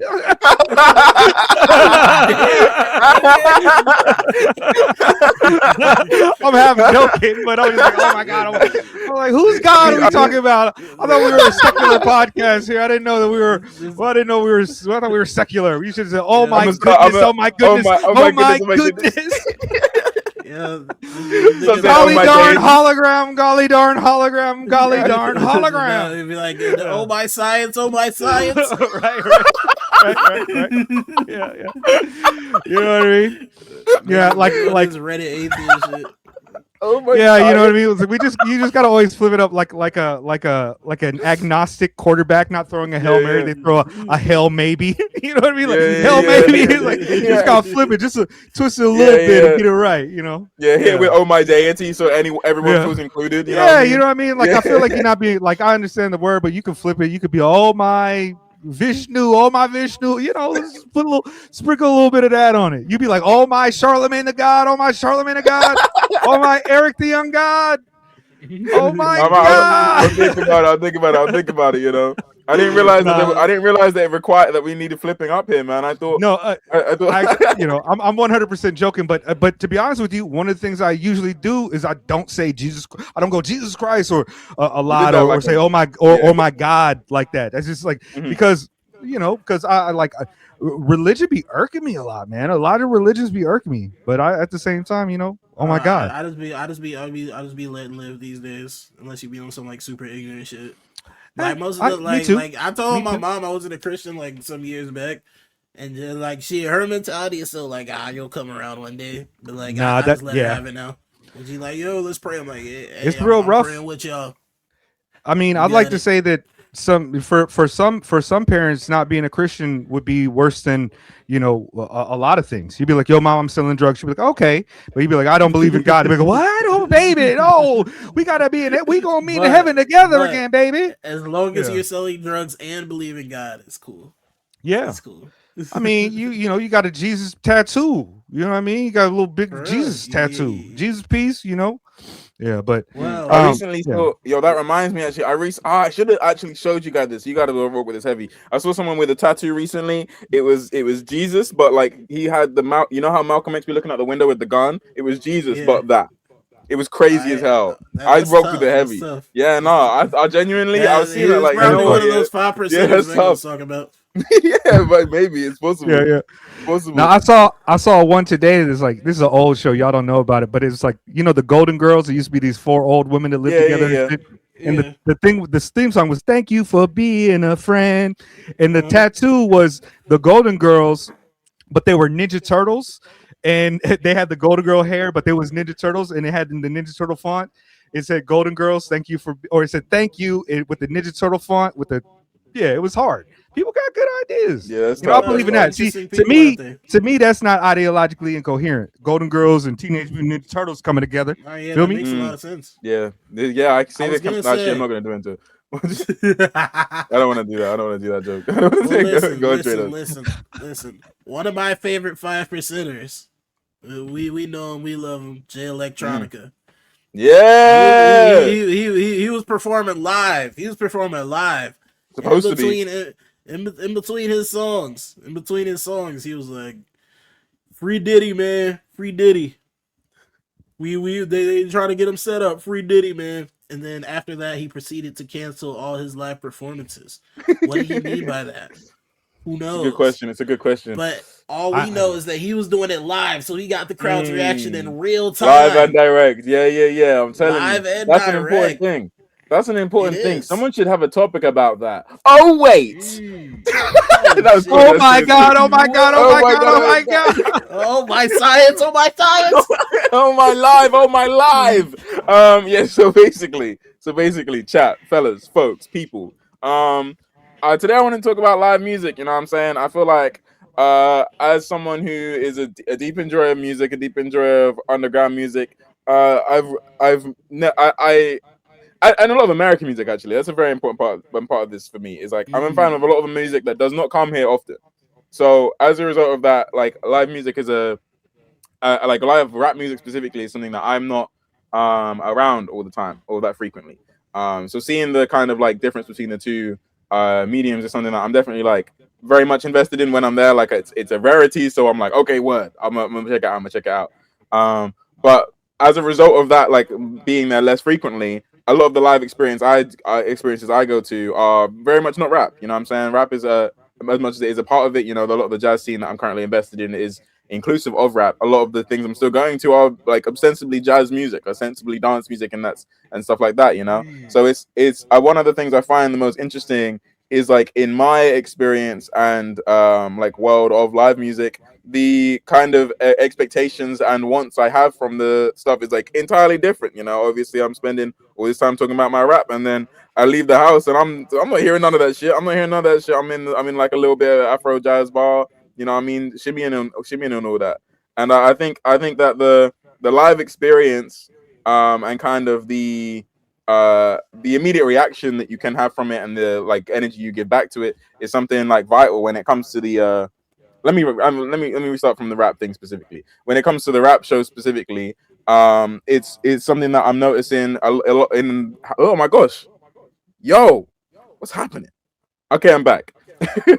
When it comes to live music, I've been seeing a lot of the rappers I enjoy as often as I can, and in that, I'm just recognizing the kind of difference that I feel between. Okay, I'm in my room listening to it. I'm in my room dissecting it, and I'm in this huge room full of all these people, and the effect that has on the artists I'm seeing. You know, for instance, seeing when I saw Mike for the first time, all caps, Michael caps, like there were just the whole time he was you could kind of feel in that room the amount of love and reverence for this person. And then at the end of the show, he does this thing. He goes, "Everyone, put your hands up in the air and keep reaching and keep reaching and keep reaching." It's like this like cool little like inspirational speech moment. He's like, "Keep reaching for what you want to get. Da, da, da, da, keep your hands up, da, da, da, until they hurt." And you know what I mean? It's like a really beautiful moment of community and camaraderie in that. And I find the difference in that community and camaraderie between like a live setting where it's immediate and there, and the community and camaraderie you get through the enjoyment of live music, not live music, studio recorded and like ingested music, being more on the analytical, specific, like dissection basis, is something that I feel like, as much as both of them I value a lot, very very different experiences and give me very very different things and very different avenues to enjoy these artists. And I'm kind of curious how much you guys have that, if at all. Like if your guys are going to live shows and feeling that kind of similar difference between your enjoyment of live and studio recorded music. Like what's your like how what's your experience with live music in comparison to not? Go Trey. Whoa, You why go. are you directing it to me? Go Trey, you I've, say the I thing. haven't been to many live shows in my day. As What? someone who lives in Bumfuck, Georgia, you know, I only get to see artists every so often. I have got to see Cavalier, Shut up. Arm and Hammer. There's both of them. Mm-hmm, Denmark Vesey, mm-hmm, mm-hmm. and I believe that's it. But like all those performers were Wow, amazing. that's it. Cavalier in particular, you know, the crowd engagement was a Mm-hmm. very big part. I really enjoyed that. Cavalier set, all jokes aside, Cavalier set was a fucking, that shit was a spiritual experience. That shit was damn near, if Arm and Hammer were Arm and Hammer, that no shit, like when Cavalier set ended, I was like, if it ended right there, I would have been fucking happy. I would way home happy as shit. Because Mm. that nigga was just amazing. Word. So wait. Denmark, So no, you go. Continue. no, Denmark does a lot of comedy shit during his performance as well. So I really fuck with that. You know, Mm-hmm. it really, really makes the crowd feel at home. It really gets Mm-hmm. it makes everyone more willing to engage as well because everyone's like loosened up from the jokes in between, and they're like, you know, everyone wants to participate. So I love that as Yeah, well. yeah, yeah. Arm and Hammer, my takeaway with them was their ability to. I made a tweet about this, but like their ability to like the sound quality, like them on record versus like live, it's very much there. Mm-hmm. It's amplified even. Uh, because there's a lot of times where you hear artists in different settings. You know, like that's a lot of thing with like newer artists. You know, they don't like they have like a lot of backing vocals now. because they can't replicate what they sound like in the booth because they got all these effects and shit. Like it's like that's not your voice anymore. So they just always do the backtrack. But like I think that I really value, sounding like you sound on record and then improvising from that. Elucid did that a lot. He would like just change the delivery of certain lines or just change the timing of certain lines. That was one of my favorite things. And it was still work. I enjoyed that as well. Mm-hmm. So wait, those so are my that's like takeaway from those artists. how many shows is that? Like, there's not like this one show. 2. Raw. Damn, Yeah, never mind. Maybe crazy. being in England where I can get to London hella quickly because of public transport is making me see more folk than I Exactly. thought. Because I thought folk in America were going to hella rap shows all the time. But I guess you guys Nah, are so not spread by out from my where the rap book. shows is going. I did, but If I've you want lived to in talk Okay, about bigger live cities. music, most live music I've ever seen was my fucking gospel band going crazy. That's the Hell most yeah, live hell music. yeah. They go crazy in there. That shit will be knocking. But Shout besides out, that, shout out. no, I gotta leave my city to go catch a show Right. 9 times out of 10. Word. And that's like $1 million. Who wants to do that? That's Yeah. fair enough. Yeah. Fair enough. Exactly. Yeah, in this economy. Yeah. I love live music.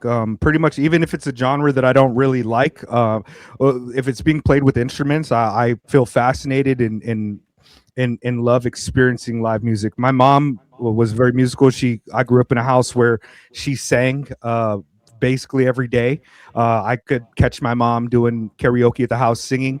It taught me to appreciate just her ability to and love for music, also a variety of different songs and stuff. But I think that we live in a society that's extremely alienated, and we also live in a society that is our experiences are mediated through so many different ways, and mediation takes place in degrees, and our experiences are the way that they are mediated are important into our framework. And for me, live music has always been just better than music on the headphones. Like Mhm. every time I've seen one of the artists that I like perform, for the most part, I enjoy the live performance more. I enjoy the immediacy of it, so to speak. I believe that hip hop music is best served aloud and in front of people. I like the the vocal control. I like the freestyle. I like the immediacy of the freestyle. I've seen people grow a single wing. I just feel like, what happened to Co? I don't know what happened. There she goes. Okay. But But from the bottom, for no reason in yeah, particular. yeah, right. But like I think that they're, especially some of my favorite artists, people who are like, yeah, I don't like Dose One. I don't get it. I don't get Dose One, or I don't get Bus Driver. Um, to see them perform live is one thing that really, and I don't even just mean live by watching a video of them live, standing there, a couple feet away from them as they fucking show you exactly what it means to be that style that they're doing and how it was cultivated and how it was. It's some of the most amazing work I've ever seen. It's one of the reasons I could never, like, they're like, as much as like rapping, they are so many levels above what I think is possible from what I can do. It's like, it's truly amazing to see live music, and you gain, like, you might listen to a rapper who seems kind of like kind of basic, you know what I mean? You might listen to like Nah Really or Jesse the Tree or whatever, but I guarantee that if you see them perform live and you see the kind of the approach and how they carry themselves and stuff, it's usually fucking better, because this is something you can expect from artists like that, because they operate within the MC space where they can't just go up there, put on a backing track and be whatever.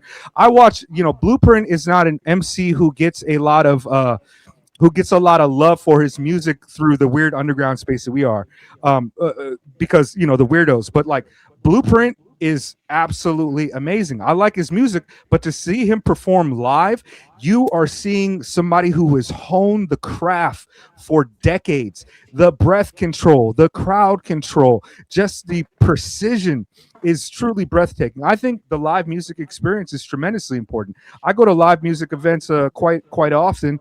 Well, not so much recently, but I'm going to a live music event tomorrow. Like I went to a live music event 2 weeks ago. I saw Thes One from People Under the Stairs, and you listen to Thes music, people are like, oh, this is just like hippity hop, hippity hop, hippity hop, like feel good West Coast rap. You see him do it live, it's like that's what 25 to 30 years of emceeing looks like. And that's the difference between that and another person who's doing it. You ever see somebody just like, you don't live in a big city, Trey, but like even out here, somebody will just be busking and they'll just have their little speaker set up with a guitar, or they'll have a keyboard set up with a mic, and they'll just be doing that music. And it's like, yo, that shit is fucking great. That person is talented, is wonderful, and it's live. Hip hop music, to me, there's two. If hip hop is any two things, if hip hop is two things, I'm not talking about four elements or any of that shit. If hip hop is any two things, it's free. Hip hop is free, and it's in a community of people live. It's happening with the community. Those are two good things. Those are to me, like, fuck, whatever it may be, whatever you want to call lyrical miracle purism or puritanical bullshit or anything like that. If the person that is, oh my God, like Cole, I'm 100% with you, and I feel bad for you, Trey, that you haven't had the opportunities to catch a lot of live shows. Yeah, but I genuinely. I'm a patron, and I'll go to so many more live shows. Yeah. And when you become a patron, leave a note that says this is specifically for Trey to go to a bunch of live shows. It's not even just about hip hop though. It's like live music in general, especially if it's a genre you love with live instrumentation. It tends to be wonderful. I love hip hop with a live drummer and the electronic beats. Is probably my favorite way to see hip hop. Like, I don't necessarily need a live band playing fucking jazz, like live band versions of fucking MF Doom, but like live drums with fucking the hip hop beats and the MC. Yeah. This is the best. This is the best for me. This is the best. No, I feel you. That's kind of why when Trey said that, I was like, damn, that's mad unfortunate. Because like seriously, like I think the live music, like that I've why experienced, y'all making me feel like a Make-A-Wish kid? What the fuck? There needs to be a term for this, like an incel term, like involuntary like he's just suffering over there. bro. The inlet, bro. That's crazy. I feel like by virtue of being black, you still grow up with a lot of live music. Like That's right. you said, the church. Yeah. Like Megan said, like there's a lot of singing in the household. A lot of times, a lot of family gatherings are just fucking, doing music on the spot. And just like fucking improv and shit. Even just the whole family getting together to sing a song. We just chill in the kitchen. Somebody starts singing it. Yeah. Everybody starts singing. It's like that type of that experience is just always so much liver, man. It's like hip hop is a lot of things, but when her music is in the air and it's live, that's when it's, to me, it's just this is one of the things like I've seen a lot of rap shows and I've seen a lot of mediocre rappers, but typically if I see somebody that's like rapping and they're in front of me and they're just reciting the whole verse, I even though I don't like it, I'm just kind of like, that's kind of mid. Like, I'm like, yo, that's fucking them remembering the lyrics, writing their lyrics and performing them, projecting their voice in front of people. I've seen some really crazy shows too, like artsy shows where the person performs with their back to you and it's weird avant-garde music. I'm just like, that's fucking hard too. I've seen noise music shows where it's just like somebody rubbing a fucking vibrator against the guitar and hitting fucking drums. And I'm like, yo, that's fucking hard too. Like, live music is the shit. Like, I don't really have anything more to say than that, other than that, like real art to me is like play. And play is one of the most immediate experiences that we can have. And when you're able to, like, of course they're performing songs and shit, but sometimes like that live performance, when it's play, when somebody's just going and doing something different, they do a little solo, they play around, they freestyle, they improv a little bit. To me, that is like the perfect expression of music culture. That's why I love jazz. It's like, yo, let's fucking improv a little bit. Let's get a little freaky with it. Let's let's do some weird shit. And also the high technicality of a lot of this stuff too. It's just like sometimes you'll be at a performance, you'll be watching an artist, like you're there for the singer or something like a song, and you're just looking zeroed in on the guy who's drumming, and it's like that Yeah. fool is locked in, or the guitarist, and it's just like, look at the, like, me as a non, like I don't have any traditional musical training or anything like that. I'm like, what is going on? Like, how is that finger stuff make producing this sound right now? Even when Mm. it's simple, I'm just like, that shit's fucking tight. Yeah, and I like that kind of like the artsy shit as well is something that when I've been going to more rap shows, I've been noticing more and more, especially like I think one of the things that's really difficult about a rap show is like a lot of them just end up like being a guy rapping, and it's like, yeah, cool, I like guys rapping, but it's also like you see enough people rapping, and it's like, okay, I've seen a person rap before. You know what I'm saying? As much as it's always great, and it's always like, this is what hip hop is. It's fantastic that we can have this moment of like connectivity in the real world and shit. Sometimes it is just like, yeah, okay, cool. But seeing the like more like kind of abstract and like more experimental approaches and shit. Like I went to see Eldon live for like when he was here with AJ Suede and Rap Ferreira a few years back, and Eldon's walking around. He's got two wireless mics. He's walking through the crowd while his songs are playing, rapping it into one of the mics. The other mic has a wow. The other mic has a like reverb delay on it, like a dub delay on it. So he's rapping into one mic, and then whenever he gets to the end of like a dope line, he'll switch the other, and he's in the crowd. He's just walking around. He's not like dancing and shit. He's literally just walking, tough bass and shit. It's dope. It's dope. You know, those kind of experiences. I went to one where this guy Yebs, he put his Yebs Ashanti, he puts a map down on the floor and he starts explaining what the map means and why he had it. It's from his grandma's. And it's like these things right here, this is what live music is, you know, that kind of experimentation with your style and with the form of it, you know. And I think that's something that sitting in a room hearing these songs, as much as they're like it's amazing and it's like this is a brilliantly crafted piece of music, right. The immediacy of a live thing that, and in the play that Mega talks about is vital to me, and it's especially with being in the I'm mostly, like, I would say most of my like live music that I go to and experience is jazz music, is the kind of like Afrocentric jazz, not Afrocentric, Afro inspired jazz that is like very much the thing in the UK scene right now. And like seeing the joy that creates as well, you know. I think that there's like a good amount of the reason I love live music so much is because of the more immediate like reactions and like emotions it elicits. And in the music that I'm interested in and have been around, a lot of that music and sound and the yada yada is like joy, is just like pure communal joy, and that's not something you can get with your rap music, what you listen to in your room and then you go on Twitter and you argue about it all the time. You know, I feel like the experience of a recorded music that is then discussed is like often kind of like, as much as it does build a community, and we all obviously have become friends through that. Like obviously without that amazing like format of music, we wouldn't be here talking right now. But I feel like that definitely, like, in the way it's reproduced and in the way the community forms around that, it definitely like doesn't give itself that room to be that pure, like, I don't know how to explain it, that like kind of like beacon of joy that I feel like a lot of the stuff that I'm like constantly experiencing is. You're saying our friendship was built on a lie, is what you're saying.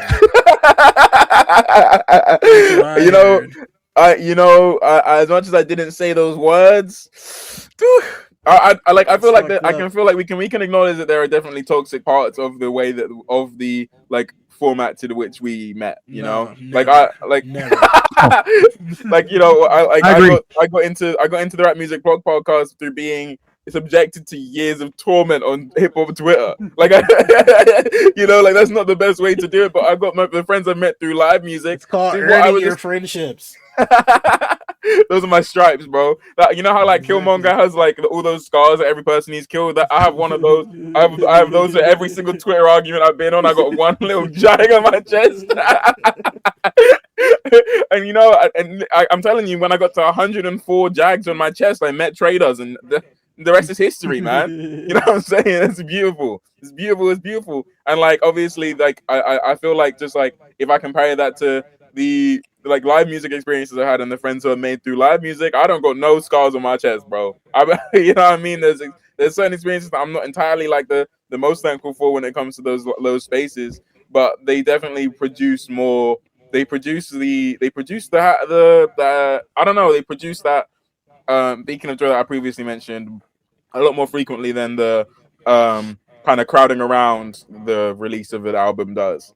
And I think that that's interesting. I think that the kind of reaction that it elicits from the people who are involved and people who love it, like even the people who love reacting to like music like released online, are still miserable about it. You know what I'm saying? Like it's like it like not in all cases, but I feel like it's a more frequent response. You know, you I feel There's like also how go on, Trigger. I was gonna say there's also degrees to live music. You know, people love the Tiny Desk shit for a reason. I like the Tiny Desk version of Evil Eye more than the recorded version. That shit's beautiful. It's reasonable as hell, dude. That That I Mike didn't Tiny watch Desk, that. bro. They need, bro, Mega. Seriously, the Mike Tiny Desk is amazing. It's so fantastic. The band is so on point. The way they come to us is it's just fantastic. It's just fantastic. Generally, if the artist that I'm listening to is like, I know that they're like a polished performer, I know it's going to be good. The No Name joint was good. Arm and Hammer shit was good. Like a lot of them are really really good. I just tend to not. I don't know. Like a lot of my media consumption is not that. Like I watched the Arm and Hammer one just because I was like, I've never seen them perform live before, so I was like, this is a good way, rather than the closest I've ever been to seeing them perform live is probably the Betamax video by Elucid, and that's just Elucid, and it just cuts in a part of the live performance, so I watched the sorry to cut you off. Elucid's also been doing the shit Eldon Cole was talking about for what Eldon was doing, the two mic shit. It was so cool seeing him do it during the Tiny Desk shit, because like I noticed him workshopping it during certain live shows and like seeing like he wasn't getting it right all the time, and then he gets to the Tiny Desk shit and he's just doing that shit flawless. I was like, that's cool. You saw the process of him fucking working the kick sound and being able to do it on the fly. That fucking Hiroshima jersey that he had on for the Tiny Desk shit made me so jealous of the be trip. I having was that like, shit so on, bro. fly. This nigga Lucid be dressing, bro. I think I'm starting not to like this nigga now just because I'm hating on, like, every time I feel like, no, bro, like, man, you are just you really just make me feel like I don't know how to do anything. You're cooler than me, and it pisses me off. You're cooler. You know what I mean? Like, it's like I need somebody else to tell me I'm cool and shit to feel better after I watch that. Cool. That Hiroshima, because I mean, think about the implications of that shit. That's Hiroshima. You know what I'm saying? Atomic bomb dropped. It's like so hard. Yeah. Like, why didn't I think to pick that up? You know what I'm saying? Like, why wasn't I that ill? Like, and then he had a little kind of like new age kufi joint he was working with, the multicolor. I was like, come on, man. Like, I don't even have a kufi no more. It's like I wouldn't really fit me anyways, but it's still like I want to be Elucid. I mean, I like Elucid. Being Elucid is cool, man. I want to be Elucid. Yeah, being Elucid is cool. I wish I could be Elucid more often. And shit. Great, but no, like to me, it's just like this is one of the reasons that I value the freestyle so much. I value the idea that something is happening immediately. It's like it removes a part of the obfuscation of like imagine going to a show and watching the show through your phone is such a crazy thing to me. Like it's such a wild thing to do that to me. It's like you're not gonna watch it again. You know what I mean? Sometimes I do it so I can share it with my friends in the Discord now. But usually I go to the show, I'm not watching it. You know what I'm saying and shit. Like I mean I'm not watching it through my phone. I might take pictures. Recording through my phone. It's like I just that this is also one of the reasons that like to make it about me, like one of the reasons but one of the reasons I'm sharing the freestyles with y'all is just like here's immediacy. You know what I mean? Like it's not this is live, like, but it's not only is it like live, but it's like it's like it only happened once and it could only ever happen once. You know what I'm saying? It's like this is like sometimes when you get open, it like I believe that the freestyle at certain moments people just lock in. People who are like MCs, they'll just lock into something and it'll be perhaps even better than anything that they've ever written. Sometimes it'll be more like on point, but it's not necessarily going to sound like that to somebody that listens to their music all the time. Sometimes you have to be there to see that magic for it to like occur and happen. And that's why I love the live. That's why I love the immediate. That's why I love, like that's one of the reasons why I love the live and the immediate. I'm so hype about live music. Actually, I just through this conversation, I've come up with a topic that I'd like to do for the show. Write it down. Write it down. I keep Yeah, I need to. I need thinking of to. topics and then not writing them down. On. Been ruining my Yeah, life. but I'd like to, I'd like to talk about immediacy in hip hop and the importance of immediacy in hip hop culture and the lineage of it and why that's important through all elements of it. So yeah, we'll get to that. We'll get to that. At least I got a timestamp here. Yeah. Okay. Yeah, no, I think I've got one more tale of a live show I saw before we go to recommendations. Me too. I got one too. Okay. Yeah. Okay, so I went to see Fatboy Sharif live at the Windmill in Brixton. Great venue, like very well known. Okay, and then that was a good show. It was a great show. Before Fatboy Sharif got on stage, this one rapper called Rome got up, yeah? And Rome, he brought a mannequin on stage. It's him and just a mannequin. He brings a mannequin on stage. This whole show, he keeps being like, yo, so what do you think about this? Yeah, it's going crazy right now. And then they do this, and then like he kept on putting her arm on the shoulder and shit. That was his wife, bro. That was his wife. And then one of the songs, he performs it to her. He sits down on a stool, he looks in her eyes, and he performs the whole song talking to her, man. It was like a serenading joint. It was beautiful. It felt like I was witnessing. You know those videos you get where it's like someone proposing to their like to their fiance, and they got this whole speech beforehand, and it's like the most beautiful thing in the world. And you know, you're teary eyed, you're watching, you're scrolling the thing, and it's like, oh shit, you know, it felt like I just witnessed like the birth of some like the most beautiful romance that someone could ever see. And I saw a rap show before Fatboy Sharif got on stage and tore that shit up. I'm just saying, man. Rum's crazy. Shout out that guy, man. Shout out Two Black Boys. It's a good song. Good music's out here. That guy's crazy. That guy is nuts. And you know, you don't get that thing without the live. If I saw that on a reel, I'd be like, oh, he's it's manufactured. But you seeing it live, it's like this nigga's actually crazy. You see something like that live, and it's like, oh yeah, this guy's actually nuts. Yeah, no, I love him. This is fire. You know, I mean, that personable quality to a rap show is something that you definitely don't get in full force. If you're seeing it through your phone, you know, if you're hearing it through your ears, it's different. It's different. And I also, one thing is I really like rappers who kind of like make their music sound like their live show instead of like kind of the other way around. I think, you know, like I feel like a lot of people with the no, that's the immediacy thing. We'll talk about that eventually. Don't worry about it. Don't worry about it. Bookmark that. Mega, what's a live story you'd like to share?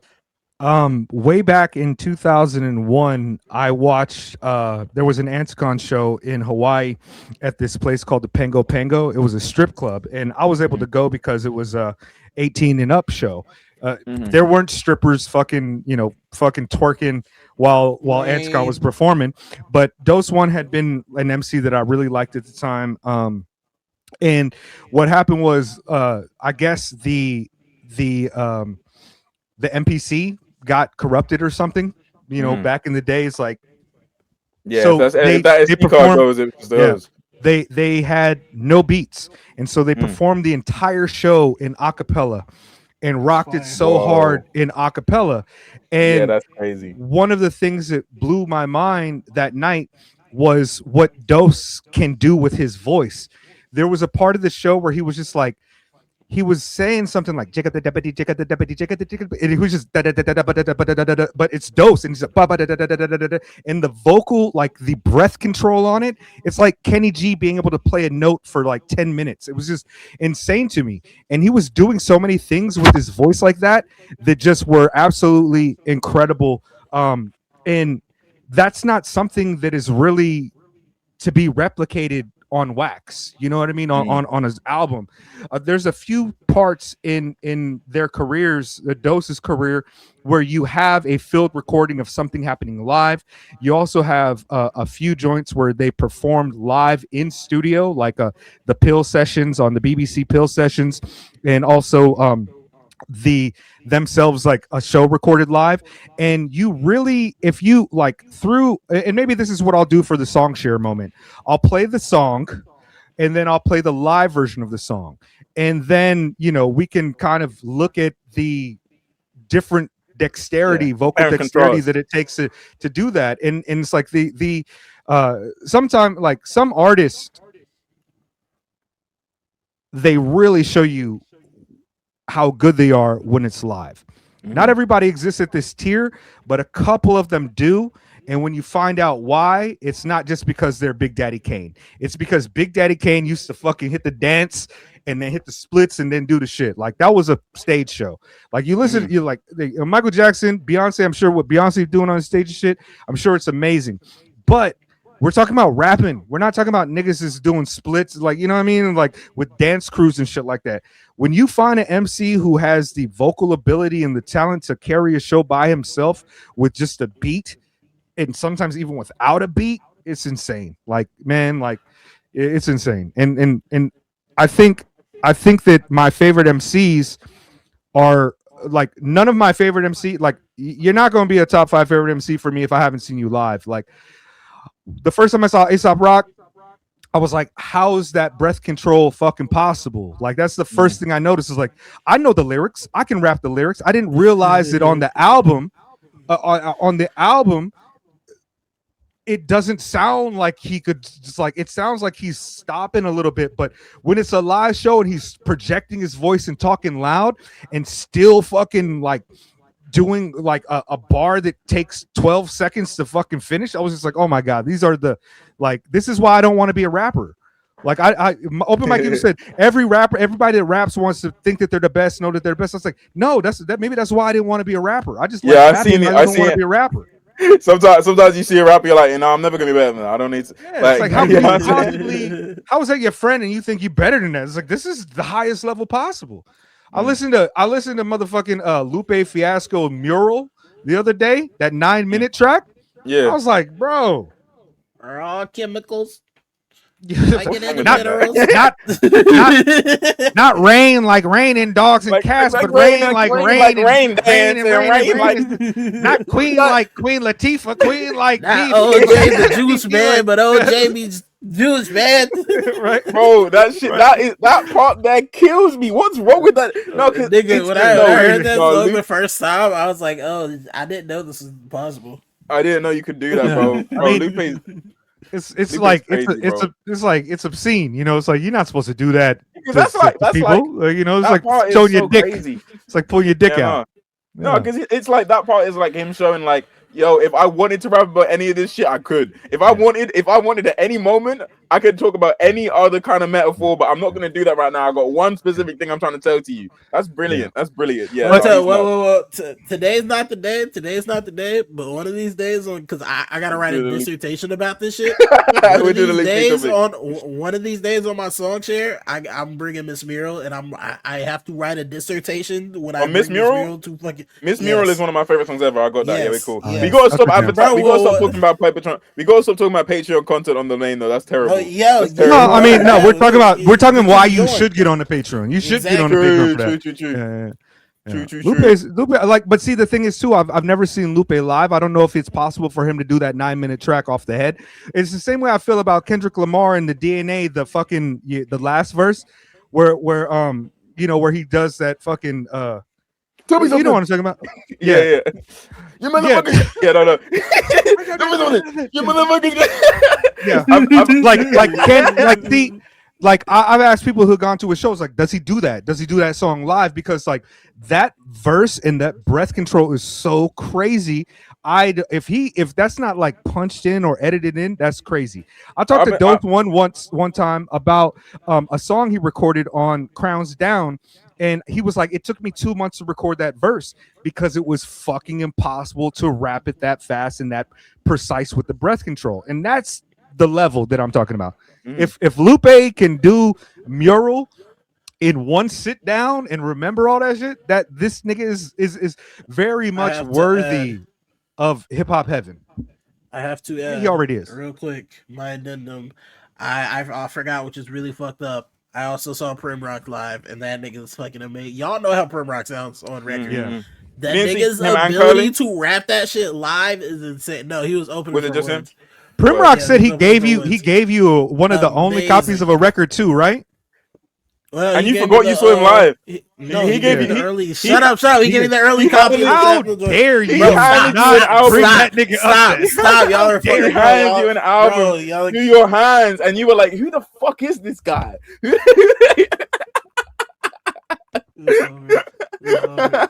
not gonna fuck with me anymore. Yeah, backwards is cancelled. You are, bro. You're blackboard, bro. Blackboard like forever. I was saying, Prim Rock's amazing live. Like you said, the breath control. There's a certain quality to performing live, where like, especially with the way hip hop and raps engage with online, like so much of that shit is taken for granted, and then you see someone live, and you're like, oh, this is like. It's like an immense skill going into making sure you like perform this way. Yeah. But yeah, I'm still laughing at reminding me of that verse. Tell me something. You motherfuckers can't tell me nothing. Like I kind of forgot the lyrics. But, imitation. Yeah, your DNA an abomination. Yeah. This is how I look when you in the Matrix. Yeah, that shit is hard, man. Yeah. But I've never heard him rap that. You know what I'm saying? Like it's just like plenty of studio tricks that could do it. It could have took him forever to rap that, but the ability to transfer that and do it live again, man, this is the supreme levels of like it. I don't care about your purity and like how the bar sounds. Like sometimes rappers who are unconventional have the ability to perform these things and do these things in a live setting that means so much more to me than a battle rapper like a Jadakiss diss track. You know what I'm saying? Like, yeah, it's like, yeah. That's also one of the reasons I love battle rap. Like, I don't like the content. I love how smart it is, and I also love the theatrical element of battle rap that these cats are able to pull off sometimes. Oh, Solo is fucking hard. Yeah, it's like sometimes that's what's dope about it is the immediacy. We get back to it. Recommendations. Oh, yeah. I recommend Kendrick Lamar. I don't know if y'all ever heard about him, but this song DNA is pretty good. It's off an album called Darn. Oh wait, Dang. It's pretty good. Tell me something. You motherfucker. Not an invitation. That's how it feels when you're in the Matrix. Kendrick really just be tweaking sometimes. Like during the fucking Isaiah Rashad song or What's Wrong, he just randomly goes.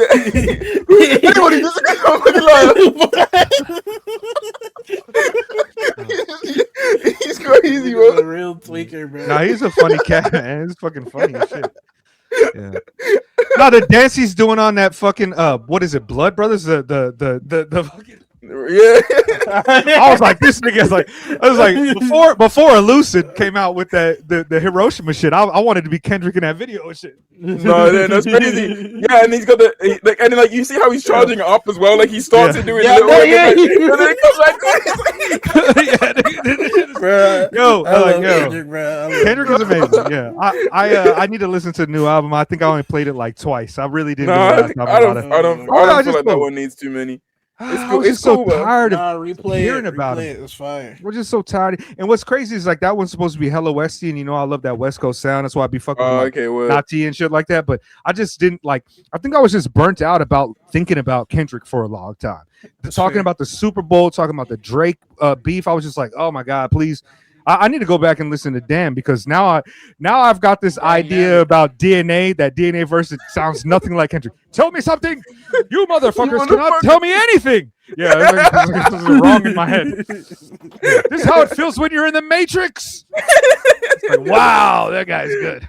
You got that nigga to the American Dad, bro. You got it's crazy, right? Oh, what's your recommendation? Yeah, I haven't thought about it at all. Yeah. Wait, you go, Trey. Skip you. No. Come back to me. I have to go last. Megan, what's your recommendation? You have to go last.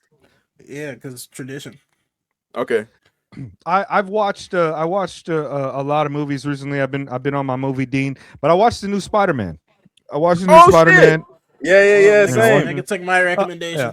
I watched the bootleg. I didn't go to the theater for that shit. I watched the bootleg. It was good enough quality. The audio was good. The video was good and shit. Oh, I've got my and you know what I'm saying? And I watched the Odyssey. I watched Spider-Man. I watched a bunch. Odyssey is good too. I watched the bootleg, bro.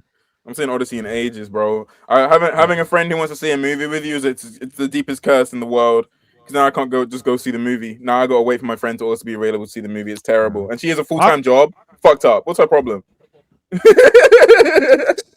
ass trick. What the fuck? Yeah, man. We talking. Hey, yo, I'm not gonna lie to you. Just cut all ties immediately. Like working. You're right, bro. Like, yeah. In 2026. Yeah. Lock in, bro. Lock in. Yeah, man, it's ridiculous. Yeah, no, Spider-Man was great. I really enjoyed Spider-Man. I think Spider-Man That was fun. for me, I've been so tapped out of MCU. Like I've been so tapped out. Like in regards to MCU, like the last three MCU movies I've seen was this Spider-Man, the Last Guardians, and then the Spider-Man before the Spider-Man. I very much have not been tapped in at all. I've not been tapped in. I've not been tapped in. So it was very like refreshing being in this for this one. I don't know if the other ones are like how they are, but I feel like this movie really like it explains enough of what I missed that I didn't feel like I was really like I didn't feel like I needed to know who the lady in the bath was. I was like, cool, yeah, that's like real short. That's You know what I mean? Black Oh, word. Widow. I like Florence Pugh, whatever her name is. Yeah, I like Of her. course you do, fucking Yeah. heathen. She cool. Yeah. She cool in the movie. You Hey, know, my brother, even my conditioning has been conditioned. These white women, I didn't ask to think about this shit. Come on, man. They pushed around me. I watched Oppenheimer and saw her titties. Come on, I can't help it, bro. Let me. I will iron the Spider-Man topic. I enjoyed the movie. I like the way other comic characters, the Spider-Man spoilers, by the way.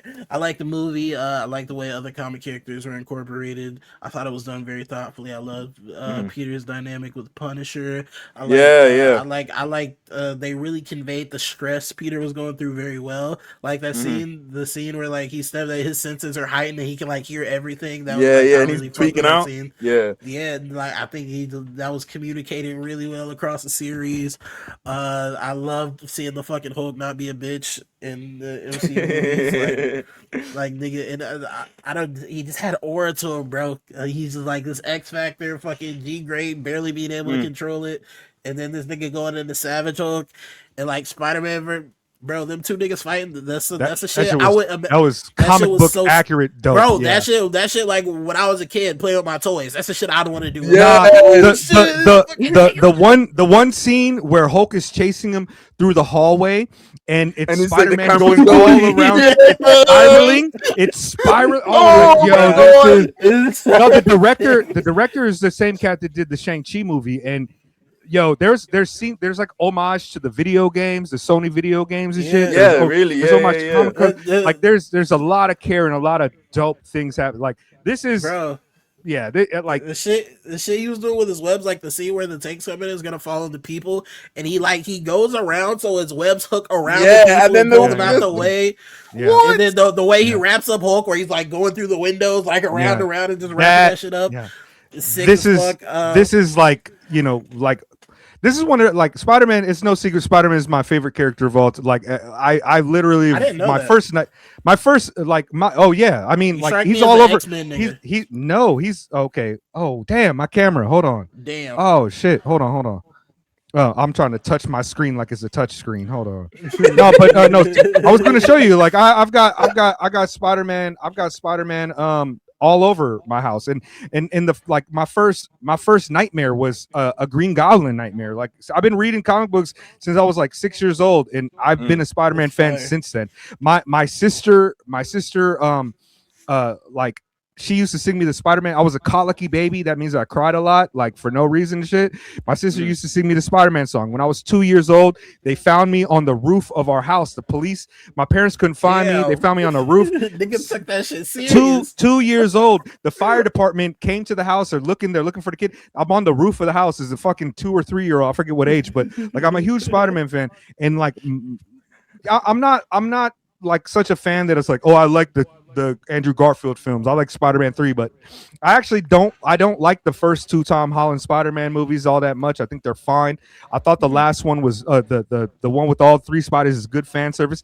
This one, what I really liked about it, like a movie. is that it felt like a comic book to me. Yeah. It felt like it's like we're building off the last story. The stakes are not incredibly high. It's moving along. There's everybody on this thing. There's characters that we know. They're not put out there like they're the most important part of the story. There's it was just everything was good. The action sequences, the way that it's like that's the Hulk.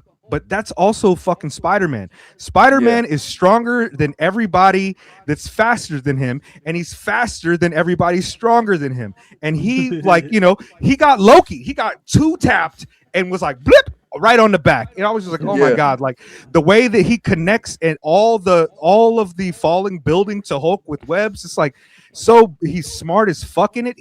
The way this it's a really fun comic book movie, and I think that I download. I'm about to probably after this. I'll probably watch it again. I don't think it's that great. It's not a great film, but it's a great comic book on TV and on screen, and that's what I want sometimes. You know what I mean? Like that's all I want. Like I'm glad it didn't have high stakes. Yeah. My favorite fight sequence of the whole movie is when he's going back to get Jean and he's like fighting. He has to fight the dudes outside the building while Jean's like inside getting experimented on. Yeah. I love the like subtle storytelling of it, of how like, because that was right after he like finally got to talk with MJ and then like reconnect with his friends, and that is like the most cleanest and like quippiest we've seen him fight since the beginning of the movie. It was like he had a breath of fresh air back to him, and the way he was fighting there was fucking amazing.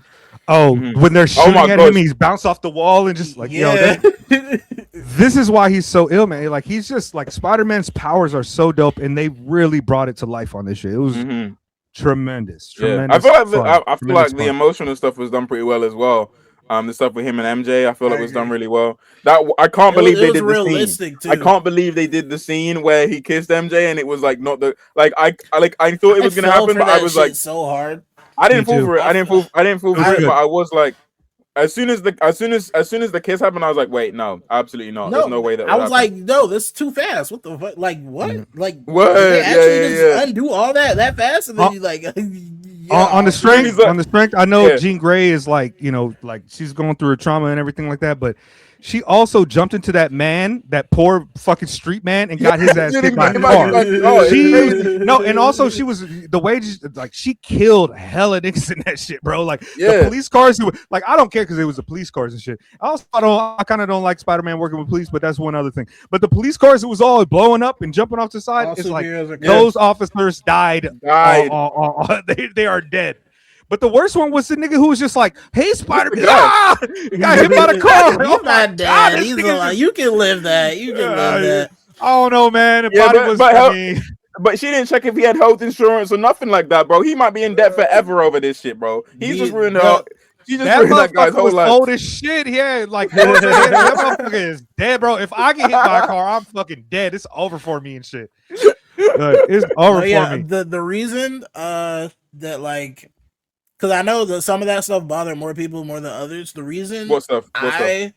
Just Jean Grey in general, and like her being able, like her, like to quote telepathy is very rapey. That shit. She was very much villainous before what happened. And, I feel like because she's meant to be a kid in this. And I feel like that was a realistic depiction of a kid with power. Like she doesn't understand the gravity of her powers, and I feel like there's no better argument to be made of why Charles Xavier. We have the X-Men school later on, and starting the plot device of Peter Parker being the reason that the fucking mutants are gonna get fucking muzzled and fucking I really like the Bruce Banner line of who's to determine what parts of nature are good or bad. And this nigga Spidey ain't give a fuck. He's white. I didn't. Miles. He's like, I don't know. Miles wouldn't have been able to think of it because the black IQ, like he's more athletic, but what I'm saying, intelligence wasn't there for him. Crazy. No, but I did find like I feel like the way all of that was integrated as well didn't really bother me. I felt like it was a really good, like a really well like set up thing. Like it didn't feel like it was like we need to make sure that Spider-Man makes this thing because we need this thing. It was Spider-Man realistically would make this thing, so I think it's really well done in the but he did it in like a too complete innocent way. It was like the naivete. Now, I'm really glad they didn't go more into the man spider thing. I'm glad he didn't start getting like fucking like arms or something like that. I'm glad it was just more like that's kind of like him going ultra instinct. You know what I mean? It was fine for me with that. But I think my favorite fight scene is the Hulk scene. My favorite, Yeah, like for sure, even for when sure. the Punisher like the Punisher where he's just like, like he's being dragged and he's just bombing. I'm like, oh my god, this fool is really about to get fucked He really up. about that shit. You shouldn't be here, bro. Like he should have said something like, I'm gonna shoot him in the eyeball, like shoot him in the eye or something. You know what I mean? Like if you're really that good, like because this is not the place for you. And like as Spidey is, man, I felt so vindicated. Even though like a million billion people love Spider-Man, I'm just like, this is my nigga, man. That's like my absolute favorite character. No, I feel you. Okay, well, shout out. My recommendation, Neon Genesis Evangelion. I've been rewatching it recently. It's Don't like spoil, I haven't seen it. You haven't seen it? Really? That's surprising to me. Yeah, that's surprising. That shocked me. Okay, but basically I have tickets to go see the re-release of End of Evangelion, the movie that they made, like that kind of covers the last 2 episodes. Redoes the last 2 episodes of the series. Like I got an opportunity to go see that. I'm gonna go see that on the August 14th. So I'm really excited to go see that. And as a result of me seeing it, I've been rewatching the series in the first time in ages. And it's so good. It's so good. Like it's specifically, I feel like the presentation and story is fantastic. There's definitely like a few episodes where it dips into being an anime made in the 90s, but before that and after that, it's like just the way that it tells its story, I think, is fantastic. The characters, I think, are really well explored. And I feel like I'm not gonna say anything else. I'm not gonna say anything else because I feel like anything else would be a spoiler. And I have people. I can take my headphones off if you want. Nah. I watched it for the first time maybe last year or the year before that, and I think it's pretty good. It's confusing as fuck, and after I finished, I was like, I don't know what to think of this. But I also didn't watch the movie that you have tickets to. Like Jet told me to watch it, but I didn't. I just watched the show, and I was just kind of like, well, yeah, no.